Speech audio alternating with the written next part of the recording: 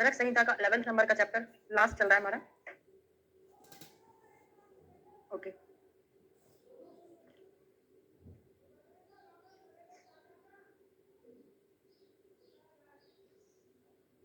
मानस रोगों का उपसंहार यहाँ तक हमने पढ़ लिया था पिछली क्लास में। त्रिविध रोग मार्ग यहाँ से पढ़ेंगे। तो यहाँ से पूछा जाता है निम्न में से कौन सा रोग किस मार्ग के अंतर्गत आता है। तो पहले तो मार्ग के ही पर्याय बहुत इंपॉर्टेंट है। त्रिविध रोग मार्ग में कौन कौन से रोग मार्ग होते हैं। बारिश बहुत तेज हो रही है ना, बीच में क्लास कट भी हो सकती है, लाइट चली जाएगी तो शाखा, मर्मास्थि, संधि और कोष्ठ तीन प्रकार के हैं। शाखा में कौन सी चीज आती है। शाखा में जो रक्त आदि धातु है, जो रक्त मांस मेद आदि धातु है, वो शाखा कहलाती है। शाखा मीनिंग हाथ पैर नहीं है, वो अलग है। जब हम अस्थियों की गणना करते हैं कि शाखा में इतनी अस्थियां, वो शाखा अलग है। लेकिन यहाँ पर जब रोग मार्ग की बात करते हैं तो शाखा मतलब होता है रस, रक्त आदि धातुएं। ठीक है, इसको हम बाह्य रोग मार्ग के नाम से जानते हैं। अब अकेला मैं आपको कोड बनाने के लिए, याद कराने के लिए अकेला कोड बना रही हूँ कि शाखाएं हमारी कैसी होती है, हाथ पैर बाहर होती है ना। तो शाखा जो है बाह्य रोग मार्ग है। मर्मास्थि संधि में क्या आता है, तो मर्माणी पुनः वस्ती हृदय मूर्धानी, है ना। तो वस्ती हृदय मूर्धा मर्म में आ गया। अस्थि में क्या आएगा, अस्थि संधि आदि आ जाएगा। तो मर्मास्थि संधि एक ही चीज है, तो मर्म आ जाएंगे और अस्थि संधि आ जाएगी इसमें। ठीक है, फिर कोष्ठ और क्या आता है इसमें, मर्मास्थि संधि में गात्रेयो, निबद्ध, स्नायु, कंडरा, सारे मध्यम रोग मार्ग में। मध्यम रोग मार्ग में हमने 3 से 4 चीजें पढ़ी। हृदय वस्ती मूर्धा, त्रिमर्म हो गया, अस्थि संधि और स्नायु कंडरा, इनको हम मध्यम रोग मार्ग कहते हैं। तो मां से मर्मास्थि संधि, मां से मध्यम याद करोगे, क्योंकि हमको कभी कभी कंफ्यूजन हो जाता है कि कोष्ठ हमारी बॉडी के मध्य में है, तो कहीं मध्यम रोग मार्ग कोष्ठ तो नहीं है। तो बिल्कुल नहीं है। मध्यम रोग मार्ग क्या है, मर्मास्थि संधि है। और कोष्ठ क्या होता है, पुनः उच्चते। अब यहाँ से ये क्वेश्चन भी पूछा जाता है निम्न में से कौन से कोष्ठ के पर्याय है, क्या किसको कोष्ठगत मार्ग बोलते हैं। तो क्या क्या है, पुनः उच्चते, महाश्रुता पहला, शरीर मध्य दूसरा, महानिम्न, आम, पक्वाशय, ये सारे पर्याय होते हैं कोष्ठ के। क्या क्या चीज है, महाश्रोतस, शरीर मध्य, महानिम्न, आम, अमाशय मतलब आम मतलब अमाशय, पक्वाशय, ये सभी कोष्ठ के पर्याय है। इसको हम आभ्यंतर रोग मार्ग के नाम से जानते हैं। अब सिंपली क्वेश्चन पूछे तो शाखा जो है बहिर्रोग मार्ग है, मर्मास्थि संधि मध्यम रोग मार्ग है, कोष्ठ हमारा आभ्यंतर रोग मार्ग है। सिंपल क्वेश्चन बन गया। अब यहाँ से एक एक मार्ग में होने वाले रोगों के नाम याद करेंगे। ठीक है, तो सबसे पहले मर्मास्थि संधि में होने वाले रोगों के नाम याद करते हैं। नहीं, इसके पहले शाखा वाला रह गया हमारा, है ना, स्किप हो गया। ऊपर है शाखाओं में होने वाले रोगों के नाम कौन कौन से होते हैं। तो शाखा मतलब है हमारी रक्त आदि धातुएं। आप थोड़ा सा इमेजिन करते चलो कि हमारी रक्त आदि धातु में जो रक्त प्रदूषण विकार हमने पढ़े, क्या क्या सारी पीड़िकाएं है वहां होती है। मांस प्रदूषण विकार में हमने क्या पढ़ा, अलजी वगैरह मांस प्रदूषण विकार में पढ़ते हैं। तो रस, रक्त आदि धातु के प्रदूषण विकार आप याद रखोगे तो आपका शाखा में होने वाले नाम याद हो जाएंगे। टोटल नंबर ऑफ रोग कितने होते हैं शाखा में, टोटल 14 रोग होते हैं। ठीक है, तो गंड, पीड़िका, अलजी, अपची। तो गलगंड देखते हैं तो आपने गलगंड कहाँ कहाँ पढ़ा है। किसी आचार्य ने इसको मेद प्रदोषज भी बोला है, किसी ने मांस मेद दोनों बोला है, किसी ने मांस अकेला बोला है। तो कुल मिला के धातु में हो रहा था ना, तो शाखागत हो गया। पीड़िकाएं होती है, अलजी मांस प्रदोषज विकार भी होता है। ठीक है, अपची है चर्म की, स्किन की जो प्रॉब्लम होती है रक्त प्रदोषज विकार में आ जाता है। अधिमांस मांस में आता है, कुष्ठ व्यंग रक्त में आ जाता है, रक्त प्रदोषज विकार में आ जाता है। तो कुल मिला के यहाँ पर वैसे ही रोग हो रहे हैं जो हमको धातु प्रदोषज विकार में मिलते हैं, क्योंकि शाखा का मीनिंग ही हमारी धातुएं होती है। ठीक है, होने वाले और इसके बाद विसर्प, शोथ, गुल्म, अर्शविद्रदि आदि रोग भी शाखानुसारी होते हैं, बाह्य रोग मार्ग के रोग कहे जाते हैं। तो लास्ट में जो दिया हुआ है विसर्प, शोथ, गुल्म, अर्शविद्रदि, ये लास्ट के जो 5 रोग हैं ये 2 जगह होते हैं। कहाँ, एक बहिर्रोग मार्ग में भी होते हैं और ये कहाँ होते हैं, मध्यम, सॉरी हाँ 2 जगह होता है, एक शाखागत होता है और एक कोष्ठगत मतलब आभ्यंतर। तो शाखा कोष्ठगत दोनों चीजें हैं, है ना। शाखा में मतलब बहिर, आभ्यंतर मतलब होता है कोष्ठ। तो बाहर अंदर याद कर लो, ये जो रोग है बाहर भी होते, अंदर मतलब बाहांतर भी है, बाहर रोग मार्ग में भी और आभ्यंतर में भी आते हैं। कोड बना लो, एक कोड है हमारा वीरु अर्थात वीरेंद्र सहवाग जी। कोड है वीरु अर्थात वीरेंद्र सहवाग जी। तो वीरु से हो जाएगा विसर्प, अर्थात से हो जाएगा अर्श, वीरेंद्र से हो जाएगा आपका विद्रधि, सहवाग से हो जाएगा शोथ, जी से हो जाएगा गुल्म। वैसे ऐसे कोड तो नहीं बनता है, आपको अकेला फर्स्ट वर्ड अकेला मैच करना था। बार बार 2-3 बार इसका डिकोडिंग करोगे याद हो जाएगा। विद्रधि, एक का विसर्ग, एक का अर्श है, एक का शोथ है, जी फॉर हो जाएगा गुल्म, जो कि बाहर भी होता है आभ्यंतर भी होता है। ठीक है, अब आते हैं मर्मास्थि संधि। टोटल नंबर ऑफ लोग इसमें 11 होते हैं। कहीं कहीं आपने 12 भी देखा होगा, है ना, शायद 12 भी है या 11 है, जो भी है 12 लिख लो, करेक्शन करके 12 लिखाया है। वैसे ऐसे क्वेश्चन यहाँ से नंबरिंग वाले नहीं बनते हैं, कभी बना दे तो, लेकिन बनता नहीं। नंबरिंग वाले क्वेश्चन वही बनते हैं जो श्लोक में आता है, अष्टविध है, दशविध है, इस टाइप से। ठीक है, तो मर्मास्थि संधि में कौन कौन सी चीजें होंगी, तो अधिकतर यहाँ पे नर्वाइन डिसऑर्डर होते हैं, है ना, नर्व से रिलेटेड प्रॉब्लम मर्मास्थि संधि, क्योंकि हृदय वस्ती मूर्धा का इन्वॉल्वमेंट रहता है, स्नायु कंडरा का इन्वॉल्वमेंट रहता है। जहां पर हमारी बॉडी पोस्चर में कोई जकड़ाहट हो, कोई भी चीज का फंक्शन रुक जाए, तो वो सारी चीजें इसमें आएगी, है ना। तो पक्षबद्ध, पक्षाघात आधे शरीर का लगवा अपर अपर या lower upper motor neuron lesion में प्रॉब्लम होती है तब पक्षवत पक्षघात होता है। समझ में आ रहा है? नर्वस डिसऑर्डर है, बताया था जहां पर हमारी बॉडी का मूवमेंट रुक रहा है, क्योंकि यहाँ पर हमने हृदयवस्ती सिर भी पढ़ा। तो मूर्धा मतलब ब्रेन में सारी जो नर्वस सिस्टम है उसका कंट्रोलिंग पावर होता है। तो पक्षवत में भी तो वही चीज हुआ ना, पक्षग्रह हो गया, अब तानक भी जकड़ा जाता है, फेशियल भी नर्व की पालसी होती है, सेवेंथ नर्व में प्रॉब्लम होती है। अब शोष और राजक्षमा अच्छे से याद करना। आप बोलोगे मैडम शोष और राजक्षमा तो एक ही चीज है, लेकिन यहाँ पर दोनों अलग अलग दोनों के नाम लिए हैं, बाकी एक ही चीज होता है, शोष और राजक्षमा। चरक ने निदान स्थान में शोष निदान नाम दिया है, लेकिन अब चिकित्सा स्थान में राजक्षमा का वर्णन किया तो वहां पर राजक्षमा चिकित्सा दे दिया। दोनों एक ही है, नाम दिए हैं तो याद कर लेना। शोष है लेकिन शोथ नहीं है। शोथ हमने कहाँ पढ़ा था? वीरू अर्थात वीरेंद्र सहवाग जी, वहां पे जो शोथ था दो जगह आ रहा था। कहाँ कहाँ? आभ्यंतर में आ रहा था और बाहर रोग मार्ग में आ रहा था। ठीक है। अस्थि संधियों में होने वाले शूल गुद भ्रंश, गुदा का प्रोलैप्स क्यों हो गया? क्योंकि यहाँ पर जो बलियां थी जो कि नर्व के कंट्रोल में थी, अगर बलियां ढीली हो जाएंगी तो गुदा बाहर आ जाएगा। तो गुद भ्रंश भी आपको याद हो गया कि नर्वस सिस्टम के कंट्रोल में होता है। और कुछ सिर के रोग, हृदय के रोग, वस्ती के रोग मध्यम मार्गानुसारी होते हैं। अभी क्वेश्चन पूछूंगी 4-5, आपको याद हो जाएगा। कोष्ठ में होने वाले रोग, तो कोष्ठ में ये आभ्यंतर रोग मार्ग, जैसे हमारी समान वायु विकृति हो गई है, अपान वायु की विकृति हो गई है, या कुछ पेट में ही गड़बड़ी है, उसके कारण जो होंगे वो सब कोष्ठानुसारी रोग होते हैं। जैसे ज्वर, संप्राप्ति क्या होती है? ज्वर जो दोष है अमाशय में आश्रित होकर पित्त स्थान से अग्नि को शाखाओं में फेंक देते हैं तो ज्वर हो जाता है। तो ज्वर अमाशय की प्रॉब्लम हो गई है ना। अतिसार में समान वायु की विकृति होती है, तो अतिसार में समान वायु तो कोष्ठ में ही रहती है समान वायु, तो अतिसार हो गया।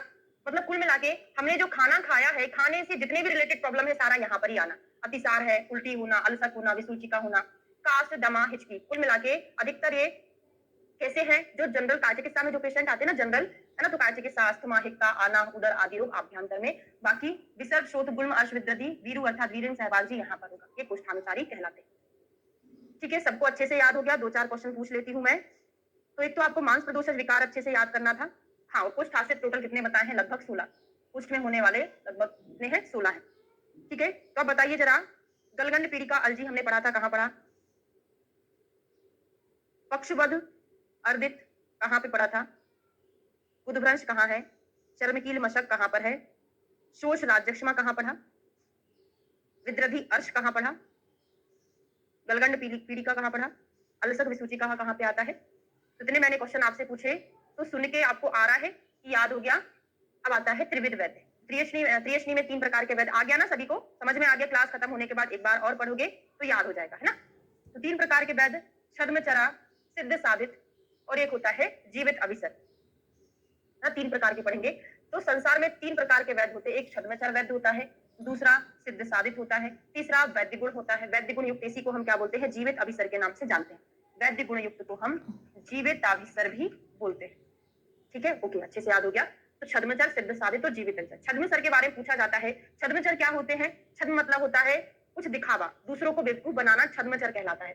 तो वैद्य भांड औषधि पुस्ते पल्लवे अपनों के, मतलब ऐसा वैद्य कैसा? बढ़िया बड़ा सा एप्रन पहने रहेगा, हमेशा स्टेथो डाला रहेगा, हैमर वैमर अपने हाथ में रखा रहेगा, और उसके आप जिस क्लिनिक पे जहां भी उसने खोला बड़ी बड़ी बुक्स रहेंगी, दत्ता वगैरह जो गायनी की बुक है, मॉडर्न मेडिसिन की बुक है, सब कुछ सजा दजा के रखेगा, लेकिन नॉलेज कुछ नहीं होता। ठीक है, वो होता है छद्मचर वैद्य, बस दिखावा करता है ना। बहुत सारे भांड है, पल्लव है, उन सबको पल्लव भांड, पल्लव मतलब होता है कुछ ग्रंथ वगैरह। जीवित अभिसर और प्राणाभिसर एक ही है। हाँ, जीवित अभिसर प्राणाभिसर एक ही चीज होता है। आप सुश्रुत नहीं, चरक का ही 29 नंबर के चैप्टर में 2 प्रकार के पढ़ोगे, है ना, प्राणाभिसर और रोगाभिसर। तो प्राणाभिसर को ही हम जीवित अभिसर भी बोल सकते हैं ना, एक रोगाभिसर अलग चीज होता है। तो वैद्य को रखने के योग्य भांड, अलमारी, शीशी, बोतल आदि, औषध पुस्तक, चार्ट, मॉडल आदि, पल्लव, इतस्ता कुछ ग्रंथों के या विषयों के अवलोकन, वैद्यों की रोगी परीक्षा करने की विधियों का अनुकरण करना। तो इसे जो वैद्य शब्द को प्राप्त करते उन्हें छद्मचर वैद्य कहते हैं। तो पल्लवी अवलोकना इतना पूछा जाएगा किसके लिए आया है? तो दिखावा कर रहा है, छद्म रूप धारण कर रहा है। ठीक है, दूसरा है सिद्ध साधित। सिद्ध साधित मतलब ये होता है कि जैसे हम किसी, मतलब जो भी किसी बड़े डॉक्टर के अंदर में काम करता रहता है बहुत दिनों तक, भले उसके पास डिग्री नहीं है डॉक्टरी की, लेकिन वो डॉक्टर से अच्छा डॉक्टर बन जाता है। देखते देखते पायल्स फिस्टुला का ऑपरेशन करने लगेगा, आयुर्वेदिक औषधियां देने लगेगा, तो किसी के अंडर में रह के उसने सिद्धि प्राप्त की है ना, तो सिद्ध साधित बना है। तो श्री यशो ज्ञान सिद्धानाम व्यपदेशम विधा वैद्य शब्दम लबंते। क्या है इसने? श्री यशो ज्ञान सिद्धानाम, जो मनुष्य किसी श्रीमान, श्री, यशस्वी, ज्ञानी और सिद्ध पुरुषों के बहाने से स्वयं श्रीमान, यशस्वी, ज्ञानी, सिद्ध ना होते हुए भी अपने को वैद्य घोषित करता है, उसको सिद्ध साधित कहते हैं। तो आप तो ऐसे याद कर लेना कि किसी को सिद्धि प्राप्त हो रही है, कैसे प्राप्त हो रही है? उसके पास बहुत श्री है, पैसा है, यश है ना, बहुत ज्ञान है, इसके कारण उसको सिद्धि प्राप्त हो रही है। कोड भी हो जाएगा याद करने का। ठीक है। अगला आता है वैद्य गुणयुक्त, इसी को हम जीवित अभिसर भी बोलते हैं। ये होता है एक्चुअल में वैद्य। एक्चुअल में वैद्य कौन है? वैद्य गुणयुक्त जीवित अभिसर। जीवित अभिसर मतलब जो जीवन को बचाने वाला हो। कैसा होगा ये प्रयोग? उसने बहुत प्रयोग किए होंगे, बहुत प्रैक्टिकल किया होगा, तभी वो आज डॉक्टर बन पाया है। उसमें ज्ञान बहुत रहता है, विज्ञान रहता है, सिद्धि सिद्धा सुस्पता, बहुत सारी सिद्धियां उसने प्राप्त की है। इसको हम जीवित अभिसर बोलते हैं। गलती क्या हो जाती है कि सिद्धि सिद्धा वाला सिद्ध साधित नहीं है। सिद्धि सिद्धा वाला जो है जीवित अभिसर है। सिद्ध साधित में तो हमने एक कोड बनाया था, उसको सिद्धि कैसे प्राप्त हो रही है? यश ज्ञान, श्री यश ज्ञान है, उसको सिद्धि प्राप्त होगी। तो सिद्ध साधित में केवल एक बार सिद्ध आया और जीवित अभिसर में दो दो बार सिद्ध आया। तो ऐसे करके कुछ कोड बनाकर याद करोगे, है ना। तो जो वैद्य ज्ञान विज्ञान देश काल मात्रा दोष दूषित के आधार पर औषधियों का प्रयोग करना जानता है, सिद्धि के आधार पर सिद्ध चिकित्सक को सुख को देने वाला हो, उनको जीवित अभिसर हम कहते हैं। तो ये हमारा सॉरी जीवित अभिसर हो गया। अब आता है त्रिविध औषध। तीन प्रकार की औषध कौन कौन सी होती है? पहला दैवापाश्रय, युक्ति व्यापाश्रय, सत्वावजय। दैवापाश्रय में क्या होगा? पूरा भगवान से रिलेटेड है। मंत्र, औषधि, मणि, मंगल, बलि, उपहार, होम, नियम, प्राश्चित, उपवास, प्रणिपात, गमनादि, इस टाइप से जो है श्लोक याद कर लेना। तो मंत्र, औषधि, मणि, मंगल, बलि, उपहार, होम, नियम, प्राश्चित, उपवास, स्वस्थयन, प्रणिपात, गमनादि सारी की सारी आध्यात्मिक है, भगवान की पूजा में लगती है। तो दैवापाश्रय चिकित्सा है, ठीक है। युक्ति क्या होती है? युक्ति मतलब होता है टेक्निक, अपनी तकनीकी का यूज करना। तो पुनः आहार औषध द्रव्याणाम योजना, आहार और औषध द्रव्यों की योजना ही क्या है? युक्ति है। तो देखिए औषधि दैवपाश्रय में भी आता है, औषधि युक्ति में भी आता है। तो औषधि साथ साथ में आहार की भी कल्पना बनाना युक्ति है। ऐसा नहीं कि ओनली औषधि का, तो आहार औषधि की कल्पना बनाना युक्ति कहलाता है। तो कभी कभी क्या होता है, जब हमारे पास ज्यादा चीजें होती है तो हम छोटी छोटी दो चीजें याद कर लेते हैं, बाकी का याद नहीं करते। हमने याद क्या कर लिया? आहार औषधि की योजना बनाना युक्ति है। और सत्वावजय, सत्व मतलब होता है मन, जय मतलब होता है अपने मन पर विजय प्राप्त कर लेना। कैसे विजय प्राप्त करोगे? पुनः अहितेभ्यो अर्थेभ्यो मनोनिग्रह, अपने मन को अहित विषयों से हटा लेना। पुनः अहितेभ्यो, अहित विषयों से अपने मन को हटा लेना सत्वावजय कहलाता है। दो याद हो गया, तीसरा ऑटोमेटिक याद हो जाएगा। लेकिन गलती क्या होती है? आपके ऑप्शन में पूजा पाठ लिख देता है, निम्न में से कौन सा दैवापाश्रय में नहीं आता? तो पूजा पाठ कहीं लिखा ही नहीं है। तो आप बोलोगे भाई पूजा पाठ तो मैडम ने बोला था भगवान की जितनी भी पूजा पाठ करते हो सब आता है। पूजा पाठ ही तो नहीं आता, बाकी तो सब आ रहा है ना। पूजा पाठ इधर नहीं आया है, ध्यान रखिएगा। पाठ ही तो नहीं आता, बाकी तो सब आ रहा है ना। पूजा पाठ इधर नहीं आया है, ध्यान रखिएगा, है ना। इसलिए हमको याद करना जरूरी हो जाता है। अगला है तीन प्रकार की चिकित्सा और बताई है, अंतः परिमार्जन, बहिर्परिमार्जन और शस्त्र परिधान। अंतः परिमार्जन में क्या होता है? अंतः परिमार्जन जैसे हम संशमन औषधियां लेते हैं, जितनी पंचकर्मा की औषधियां लेते हैं, कुल मिला के जो हम इंटरनल यूज करते हैं वो अंतः परिमार्जन। बहिर्परिमार्जन मतलब जैसे हम कोई भी औषधियों का लेप लगा रहे हैं, अध्ययन कर रहे हैं, परिषेक करते हैं, वो बहिर्परिमार्जन में। और तीसरा क्या होता है? शस्त्र परिधान, मतलब कोई शस्त्र कम, जैसे सुश्रुत के 8 प्रकार के छिद्यम विद्यम लेख्यम विद्यम वाला, है ना। चरक के 6 प्रकार के कर्म हो गए। ऐसे करके जहां पर हम शस्त्र का यूज करते हैं वो शस्त्र परिधान कहलाता है। तो अंदर से पढ़ने की जरूरत ही नहीं है। अंतः परिमार्जन में शरीर के भीतरी भाग में प्रविष्ट होकर आहार सेवन उत्पन्न रोगों को नष्ट करना। बहिर में अभ्यंग मालिश आदि होता है। शस्त्र में वही जो हम कर्म करते हैं, शस्त्र कर्म, वो सारी चीजें इसमें आती है ना। यहाँ पे शॉर्ट में दिया है दैव, युक्ति, सत्वावजय। युक्ति में युक्ति व्यापाश्रय को 3 में डिवाइड किया है। जो युक्ति हमने पढ़ा ना उसको 3 में डिवाइड किया, अंतः परिमार्जन, बहिर और शस्त्र। अंतः परिमार्जन में हम संशोधन दमन विरेचन के फॉर्म में संशमन ले सकते हैं। बहिर में अभ्यंग स्वेद आदि और शस्त्र परिधान में अष्टविध शस्त्र कर्म अनुशस्त्र का प्रयोग करते हैं। रोग की प्रारंभ अवस्था में ही चिकित्सा का औचित्य। तो प्राज्ञो योगे समुत्पन्ने बाह आभ्यंतर कर्म लभते शर्म शस्त्रो क्रमेण नावा। क्या बोला है कि रोगी की प्रारंभिक अवस्था में हम आभ्यंतर बाह औषधि का प्रयोग करेंगे तो वो ठीक हो जाएगी ना। हमको इसमें फिर शस्त्र कर्म का प्रयोग नहीं करना पड़ेगा। अगर आप शुरुआत में ठीक नहीं करोगे तो बाद में आपको शस्त्र का प्रयोग करना पड़ेगा, है ना। तो होने पर बाहरी चिकित्सा, भीतरी चिकित्सा अथवा शस्त्र परिधान से शर्म प्राप्त करना है, मतलब क्रमेण नावा, मतलब वही है कि ये करोगे उसके बाद आपको सर्जरी पर जाना ही पड़ेगा। बालस्तु खलु मुहाद्वा प्रमाद्वा न बुद्धते उत्पद्यमानं प्रथमं रोगम शत्रु विवाबुधा। जिस प्रकार अबुध मतलब मूर्ख मनुष्य उत्पन्न हुए अपने शत्रु को पहले नहीं समझता है, उसी प्रकार बाल मतलब मूर्ख मनुष्य अज्ञानता से अथवा अपने प्रमाद से उत्पन्न हुए रोग को नहीं समझ पाता है। मतलब ये है कि पहले रोग हुआ है, चलो ठीक है, अपने आप ठीक हो जाएगा, ठीक हो जाएगा, लेकिन वो रोग आगे जाके क्या करता है? विकट रूप धारण कर लेता है। अब ये वाला रेफरेंस पूछा गया था एक एग्जाम में, प्रीवियस ईयर मैंने सॉल्व कराया है। अड़ूही प्रथमम भूत्वा रोगा पश्चात विवर्तते। शुरुआत में जो रोग होता है बहुत छोटा रहता है ना। आपने ठीक नहीं किया तो यह रोग पश्चात विवर्तते, बाद में बढ़ जाता है। सा जात मूलो उष्णाति बलम आयुष्य दुर्मते। तो रोग पहले अल्प रहता है किंतु बाद में बढ़ जाता है। जब बढ़ जाने से रोग का मूल बलवान हो जाता है तो वह रोग मूर्ख मनुष्यों के बल और आयु को नष्ट कर देता है। तो ये जो है बल और आयु को नष्ट करने वाला हो जाता है। लास्ट में क्वेश्चन पूछा गया है। अगला है 62 नंबर का श्लोक है।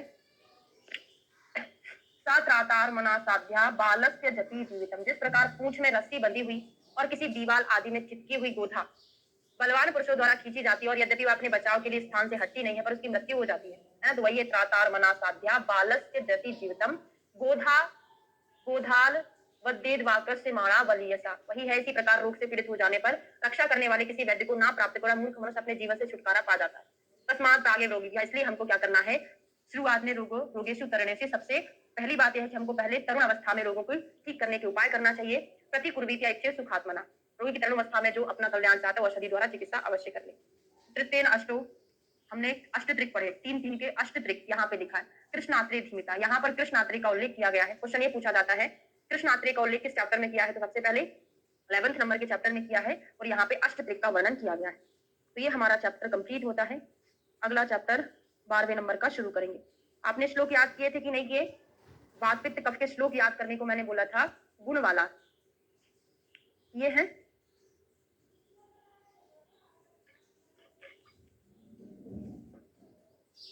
हाँ, तो ये चैप्टर बहुत आसान हो जाएगा आपको, 12th नंबर का चैप्टर। तो पहली संभाषा हमारी कहाँ हुई थी? फर्स्ट चैप्टर में हुई थी पहली संभाषा परिषद, चरक सूत्र फर्स्ट में, दीर्घन जीविती अध्याय में, जिसमें आयुर्वेद के अवतरण के ऊपर चर्चा की थी। उसमें टोटल कितने आचार्यों ने पार्टिसिपेट किया था? 53 आचार्यों ने पार्टिसिपेट किया था, ठीक है, फर्स्ट चैप्टर में। फिर दूसरी संभाषा हमारी हुई 12वें नंबर के चैप्टर में, जिसका नाम क्या है? वात कलाकली अध्याय। इसमें टोटल नंबर ऑफ आचार्य कितने हैं? 8 है। इसमें 8 लोगों ने पार्टिसिपेट किया था, ठीक है। किसके ऊपर चर्चा हुई यहाँ पे? तो यहाँ पे दोषों के संबंध में चर्चा हुई थी, है ना। वात संबंधी, वात के कला अकला के बारे में दोषों के संबंध में यहाँ पे चर्चा हुई थी। तो पढ़ते हैं, वात कलाकली अध्याय की व्याख्या की जा रही है। 10वें अध्याय में रोगों के आयतन मार्गों का निर्देश किया है। ये ना पढ़ो, आप तो ये याद रखो। रेफरेंस पूछा गया है, पित्तम पंगु कफा पंगु पंगुओ मल धातवा वायु ना यत्र नियंते तत्र गच्छन्ति मेघवत। वायु ना यत्र नियंते तत्र गच्छन्ति मेघवत किसका रेफरेंस है? आचार्य शारंधर का। अब मुझे कोई बताएगा ये रेफरेंस किसका है? अक्षी कुक्षी भवा रोगा प्रतिशाय ब्रणाजुरा। पंचरात्रि लंघन कराने को बोला ना, अक्षी कुक्षी भवा रोगा प्रतिशाय ब्रणेजुरा। ये 5 डिसीज हैं जिसमें 5 रात्रि लंघन कराने को बोला है। कौन से आचार्य ने बोला है? पूछा गया क्वेश्चन है, नहीं पता है? चक्रदत्त ने बोला है वो। अक्षी कुक्षी भवा रोगा, चक्रदत्त में आप पढ़ते हो। हाँ, चक्रपाणिकृत चक्रदत्त वही है, ठीक है, ओके।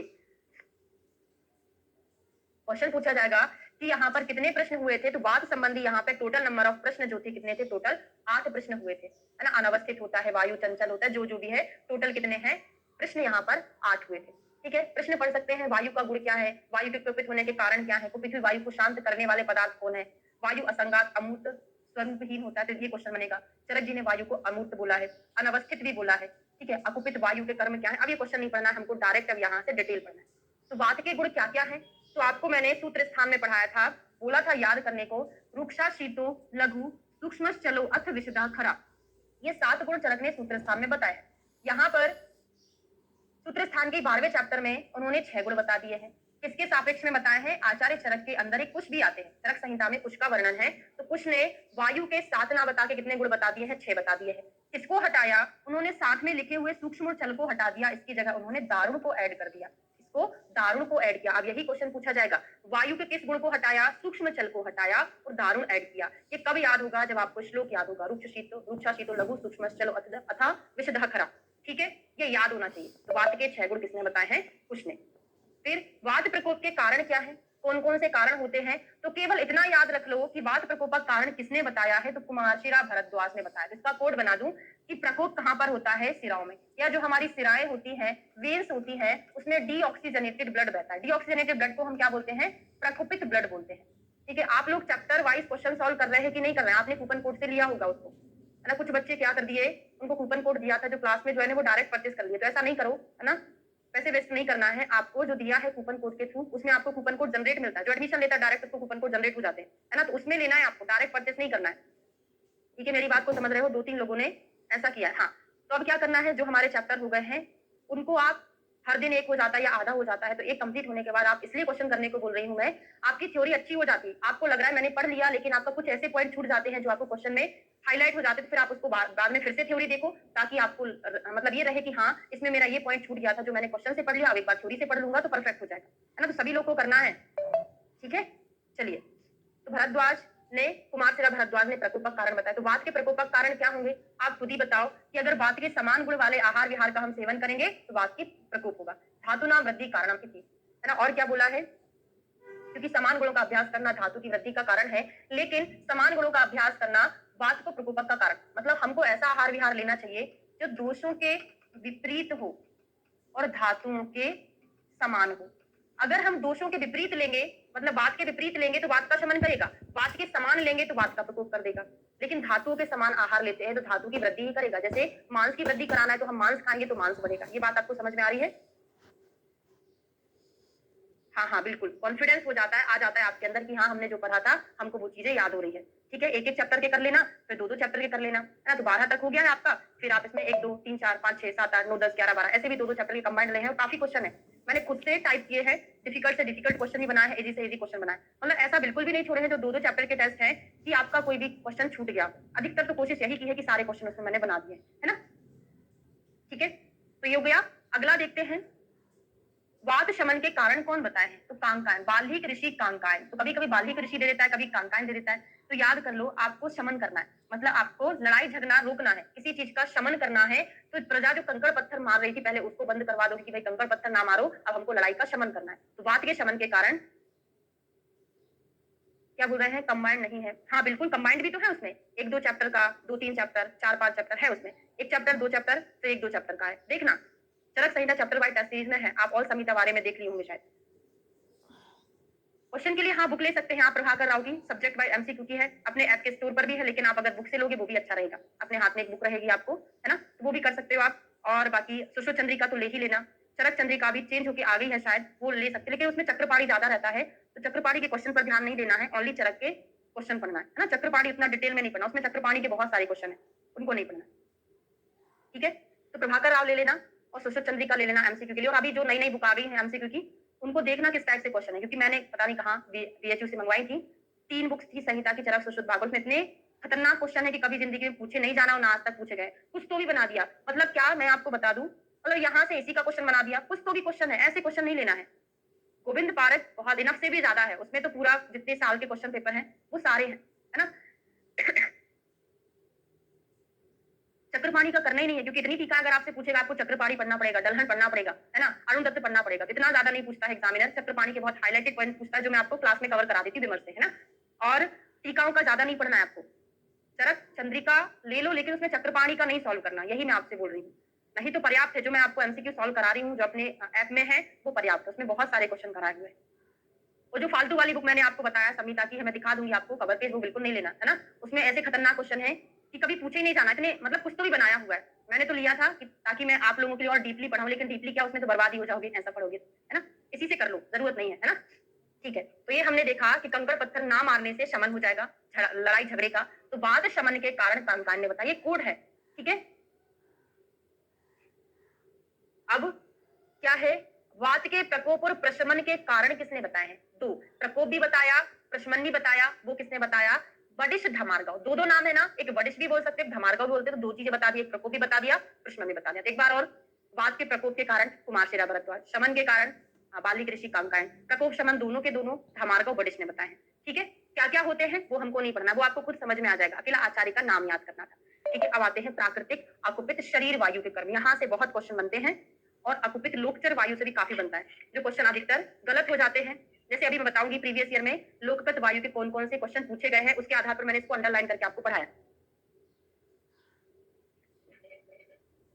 तो हमारे शरीर में जो वायु है क्या क्या करती है?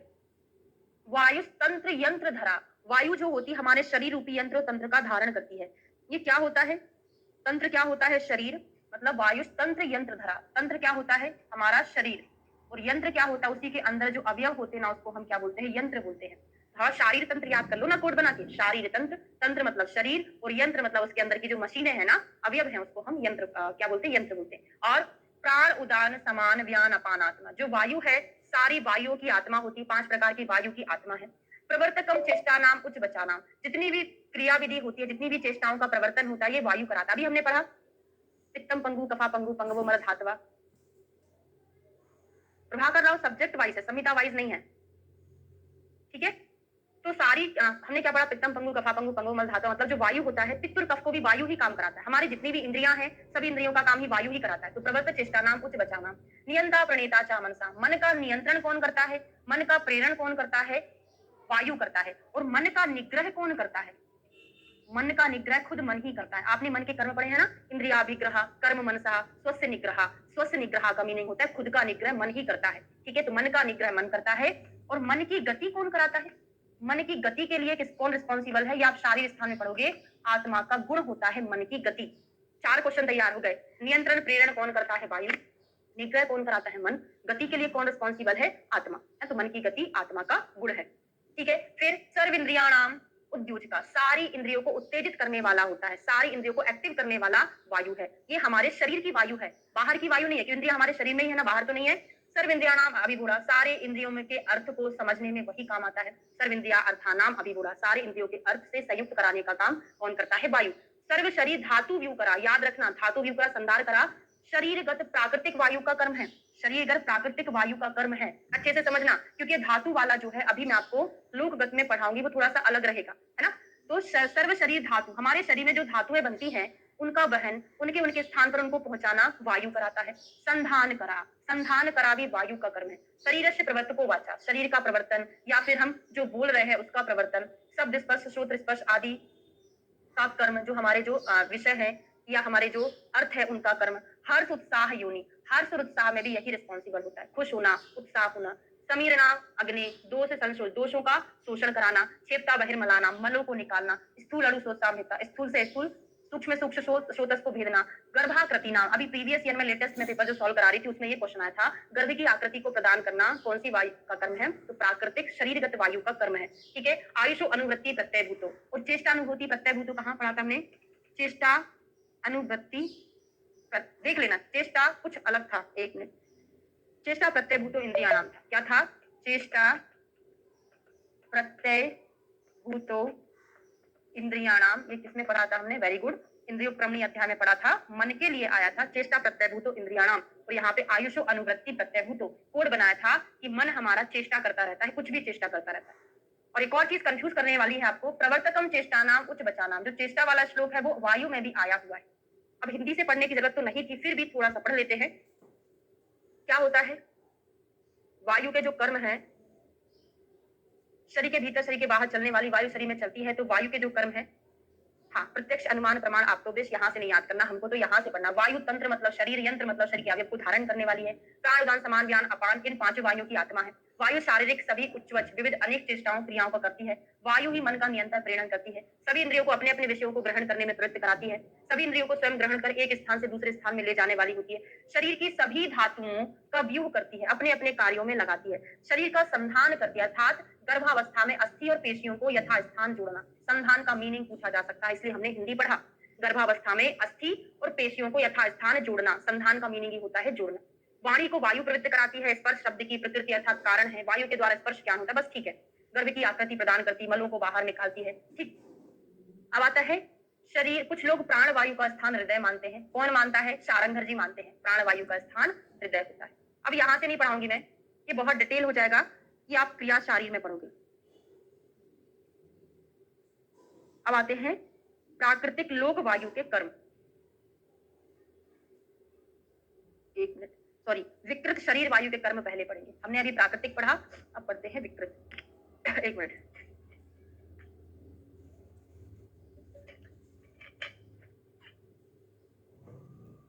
लोकगत नहीं पढ़े हैं ना, अभी तो हमने शरीरगत पढ़ा है। अब विकृत शरीर वायु के कर्म देखते हैं। प्राकृतिक पढ़ लिया है, तो नाना विधे विकार रूप से बल वर्ण सुख आयुषाम उपघाता। अगर विकृत वायु है तो हमारे शरीर का जो बल है, ये सबका उपघात कराने वाली होगी।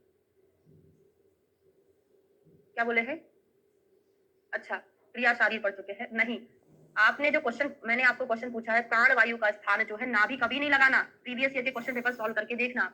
नाभि स्था प्राण पवनो, भले ही श्लोक में आता है नाभि स्था प्राण पवना शारंगधर का, लेकिन जब आप स्पेशली वायु के स्थान पढ़ोगे शारंगधर के अकॉर्डिंग, वहां पे उन्होंने प्राण वायु का स्थान क्या बोला है, हृदय बोला। ठीक है, तो फर्स्ट प्रायोरिटी आपको हृदय को देना है, सेकंड प्रायोरिटी आपको नाभि को देना है। हृदय ऑप्शन में नहीं होगा तब नाभि लगाओगे, है ना, नाभि फर्स्ट प्रायोरिटी में नहीं लगाओगे। अभी अभी मैंने छत्तीसगढ़ 2009 का पेपर सॉल्व, 10 का पेपर सॉल्व कराया है, महाराष्ट्र 2010 का दोनों में क्वेश्चन पूछा था, वो दोनों में पहला ऑप्शन हृदय, दूसरा नाभि, फिर कुछ और, फिर कुछ और, सभी में हृदय ही आंसर लगता है और अपन पढ़ाते भी हैं क्लास में। ठीक है, ओके। चलो, तो क्या है बल वर्ण सुखायु को घात करने वाला और सर्व इंद्रियाणाम उपहन्ति, सारी इंद्रियों का उपहन, मतलब जो कर्म था ना प्राकृतिक उसका अपोजिट हो जाए, सारी इंद्रियों में उपहन कर दे, विनिहंति गर्भान, गर्भ को गिराने का काम, विकृति उत्पन्न कर दे और भय शोक मोह दैन्य अति प्रलाप आदि कर दे, विकृत वायु का कर्म। यहाँ से कुछ नहीं पूछा जाना है, अब आपसे पूछा जाएगा लोकगत प्राकृतिक वायु का कर्म, प्राकृतिक या अकुपित वायु का कर्म। शरीर वाला इंपॉर्टेंट था, प्राकृतिक का ऐसे लोक वाला भी प्राकृतिक। लोक मतलब क्या होता है, ये ब्रह्मांड, इस ब्रह्मांड में संसार में जो वायु है क्या क्या चीजें कराती है, हवा चला रही है, समुद्र में लहरें ला रही है, ये सारी चीजें वायु कराती है ना। ठीक है, तो क्या क्या कराएगी, सद्यता धरणी धारणम, बहुत इंपॉर्टेंट, धरती का धारण कराने वाली। धरणी धारणम मतलब क्या होता है, पृथ्वी को धारण करना, प्राकृतिक लोकगत वायु का कर्म है, धरती को भी धारण करने वाली होती है। देखिएगा, ज्वलन उज्ज्वलनम, ज्वलन उज्ज्वलन नाम मतलब क्या होता है, अग्नि को जलाना, अग्नि को जलाना। हवा चलती है, अगर बिल्कुल वैक्यूम में आप दिया जला दो, क्या दिया जलेगा, बिल्कुल नहीं जलेगा, आप हवा दोगे उसको तब दिया जलेगा। तो अग्नि को जलाने वाली, धरणी को धारण करने वाली, आदित्य, चंद्र, नक्षत्र, ग्रह गणानाम संतान गति विधानाम, जो हमारा सूर्य है, चंद्रमा है, जितने भी नक्षत्र हैं, जितने भी ग्रह उपग्रह है, इनको सभी को गति कौन प्रदान करता है, कुपित वायु नहीं करेगा, अकुपित वायु मतलब प्राकृतिक वायु करेगा। ठीक है, तो सूर्य चंद्रमा नक्षत्र ग्रहों को अपनी अपनी गतियों में उचित रूप से रखना।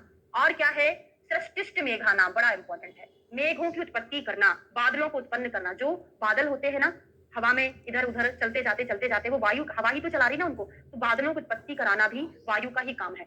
अपाम विसर्गा, अपाम विसर्गा भी बहुत इंपॉर्टेंट है, पानी गिराना, जल का बरसाना, मेघ को उत्पन्न करना, जल का बरसाना। प्रवर्तनम स्रोतसाम, ये इसका आप आंसर क्या लगा देते, शरीरगत वायु लगा देते। स्रोतस का प्रवर्तन का मतलब ये होता है नदी और तालों को उचित रूप में बहाना। इसका मीनिंग ये नहीं है कि आपके शरीरगत स्रोतस है, जिस चीज पे आपको लगे कि मैं क्वेश्चन गलत कर सकता हूं उस पर स्पेशली मार्क कर लिया करो। प्रवर्तनम स्रोतसाम मतलब नदी नालों को प्रॉपर तरीके से बहाना। पुष्प फलानाम चाबी निर्वर्तनम, फल पुष्प को उचित प्रमाण में बढ़ाना, है ना, तो फूल फलों को यथा समय उत्पन्न करना इन्हीं का काम है। उद्वेदनम चा उद्विधाना मतलब उद्भिद मतलब पृथ्वी को फोड़कर निकालने वाले वृक्ष आदि पृथ्वी को फोड़कर निकालना, यही काम करता है। धात ऋतु नाम प्रविभागा, विभागो धातु नाम, इसीलिए मैंने आपको बोला था, अब पेज पलटा के देखो, मैंने धातु से रिलेटेड क्या पढ़ाया था आपको, धातु से रिलेटेड क्या था, मुझे ही नहीं मिल रहा, कहाँ पढ़े थे, हाँ, सर्व शरीर धातु व्यू करा, सारे शरीर में धातु को अपने अपने कर्मों में प्रवृत्त कराना, पहुंचाना काम होता है शरीरगत वायु का। लोकगत में विभागो धातु नाम, ये धातु जो है ना रस रक्त आदि धातु नहीं है, ये धातु क्या होता है, सोने चांदी आदि धातु को विभक्त करना। ये क्वेश्चन मैंने गलत कर दिया था इसलिए आप नहीं करना, है ना, सोने चांदी आदि धातु, तो धातु का विभाग करना प्राकृतिक लोकगत वायु का कर्म है। और धातु मान संस्थान व्यक्ति, धातु मान संस्थान व्यक्ति का मीनिंग है सोने चांदी आदि धातुओं का मान मतलब तौल, संस्थान मतलब आकृति को स्पष्ट करना। ये दो क्वेश्चन जो है आप 100% गलत करते हैं, तीन क्वेश्चन, पहला दूसरा तीसरा जो आपको नहीं करना। बीज आदि संस्कार, बीज का संस्कार करना, ये बीज मतलब शुक्र शोणित बीज नहीं है, ये कौन सा है ना, जो हम अनाज वगैरह लगाते हैं उनका बीज है। और वर्धनम विकिले जो सोचने अविकारी अविकारिक वायु का कर्म है। तो सभी बच्चों को अच्छे से याद हो गया कहाँ कहाँ आप गलत कर सकते थे, वो चीजें आपको हाईलाइट कर लेना है। अच्छा पढ़ने वाला कौन, जो अभी से डाउट को क्लियर कर दे, है ना। अब विकृत वायु में पूछा जाएगा, प्राकृतिक का शरीर का बहुत इंपॉर्टेंट है और प्राकृतिक का लोक का भी इंपॉर्टेंट है और विकृत लोक का भी बड़ा इंपॉर्टेंट है। अब आपसे क्वेश्चन पूछा जाएगा कि जो कंपन है ना, जो धरती कांपती है उसके लिए कौन रिस्पॉन्सिबल है, विकृत वायु, विकृत लोकगत वायु रिस्पॉन्सिबल है। और सागर का उत्पीड़न कहीं आप प्राकृतिक में ना लगा दे, मैंने अभी जो जस्ट आपको बोला था ना समुद्र में लहरें आना, वो प्राकृतिक का नहीं है, वो विकृत का है ना। सागर का उत्पीड़न, हाँ 15, हाँ बिल्कुल, वो तो अपना नियम ही है टेस्ट लेने का, 1 से लेके 15 तक हो जाएगा उसका टेस्ट होगा। ठीक है, पढ़ते रहिएगा, है ना, ज्यादा गैप नहीं दूंगी मैं आपको, 2-3 दिन का ही गैप दूंगी, इसलिए आपको अभी से पढ़ते चलना है। चरक सूत्र 13 में हमको बहुत टाइम लगेगा, 14-15 में ज्यादा नहीं लगेगा, मतलब 2 या 3 दिन लग जाएगा 13 में, तो 5 से 6 दिन बाद आपका टेस्ट होगा। ठीक है, ओके। तो सागर का उत्पीड़न कौन कराता है, यही कराता है शिखरी, शिखरा, बमयन, उन्मंथन और आकंपनम चा भूमि, भूमि का कंपन कराता है, बाकी का नहीं पढ़ना है। समुद्र का उत्पीड़न, तालाबों नालों को जल में उल्टा बहाना, पर्वत की चोटियों में तोड़फोड़ करना, भूकंप लाना, ये सब किसके काम है। और क्या होता है, बस ठीक है, इतना ही काफी है, यहाँ से 2 ही 3 चीजें बस याद करना रहेगा आपको। ठीक है, अब आता है पित्त संबंधी विचार और कफ संबंधी विचार देखते हैं। तो यहाँ पे कुल मिला के षड द्वंद्व करके पूछा जाता है, लेकिन काउंट करने में कभी षड नहीं होता, एक आध ज्यादा ही हो जाता है। फिर भी लिख लो जो क्वेश्चन पूछा जाता है, कितने द्वंद्व का वर्णन किया है, वात कलाकली अध्याय में षड द्वंद्व का वर्णन किया है, 2-2 के 6 जोड़े का वर्णन किया, लेकिन काउंट करने में किसी एक में तो 7 हो जाता है। क्वेश्चन यही पूछा जाता है, लेकिन ठीक है, कौन कौन से षड द्वंद्व होते हैं, यहाँ नहीं, आगे पढ़े, हाँ यहीं पे पढ़ेंगे। अग्नि नहीं, कुछ अलग हो गया। इसके पहले हमारा एक श्लोक रह गया, बड़ा इंपॉर्टेंट था। वायु के कुछ कर्म बताए हैं, कुछ पर्याय बताए हुए हैं।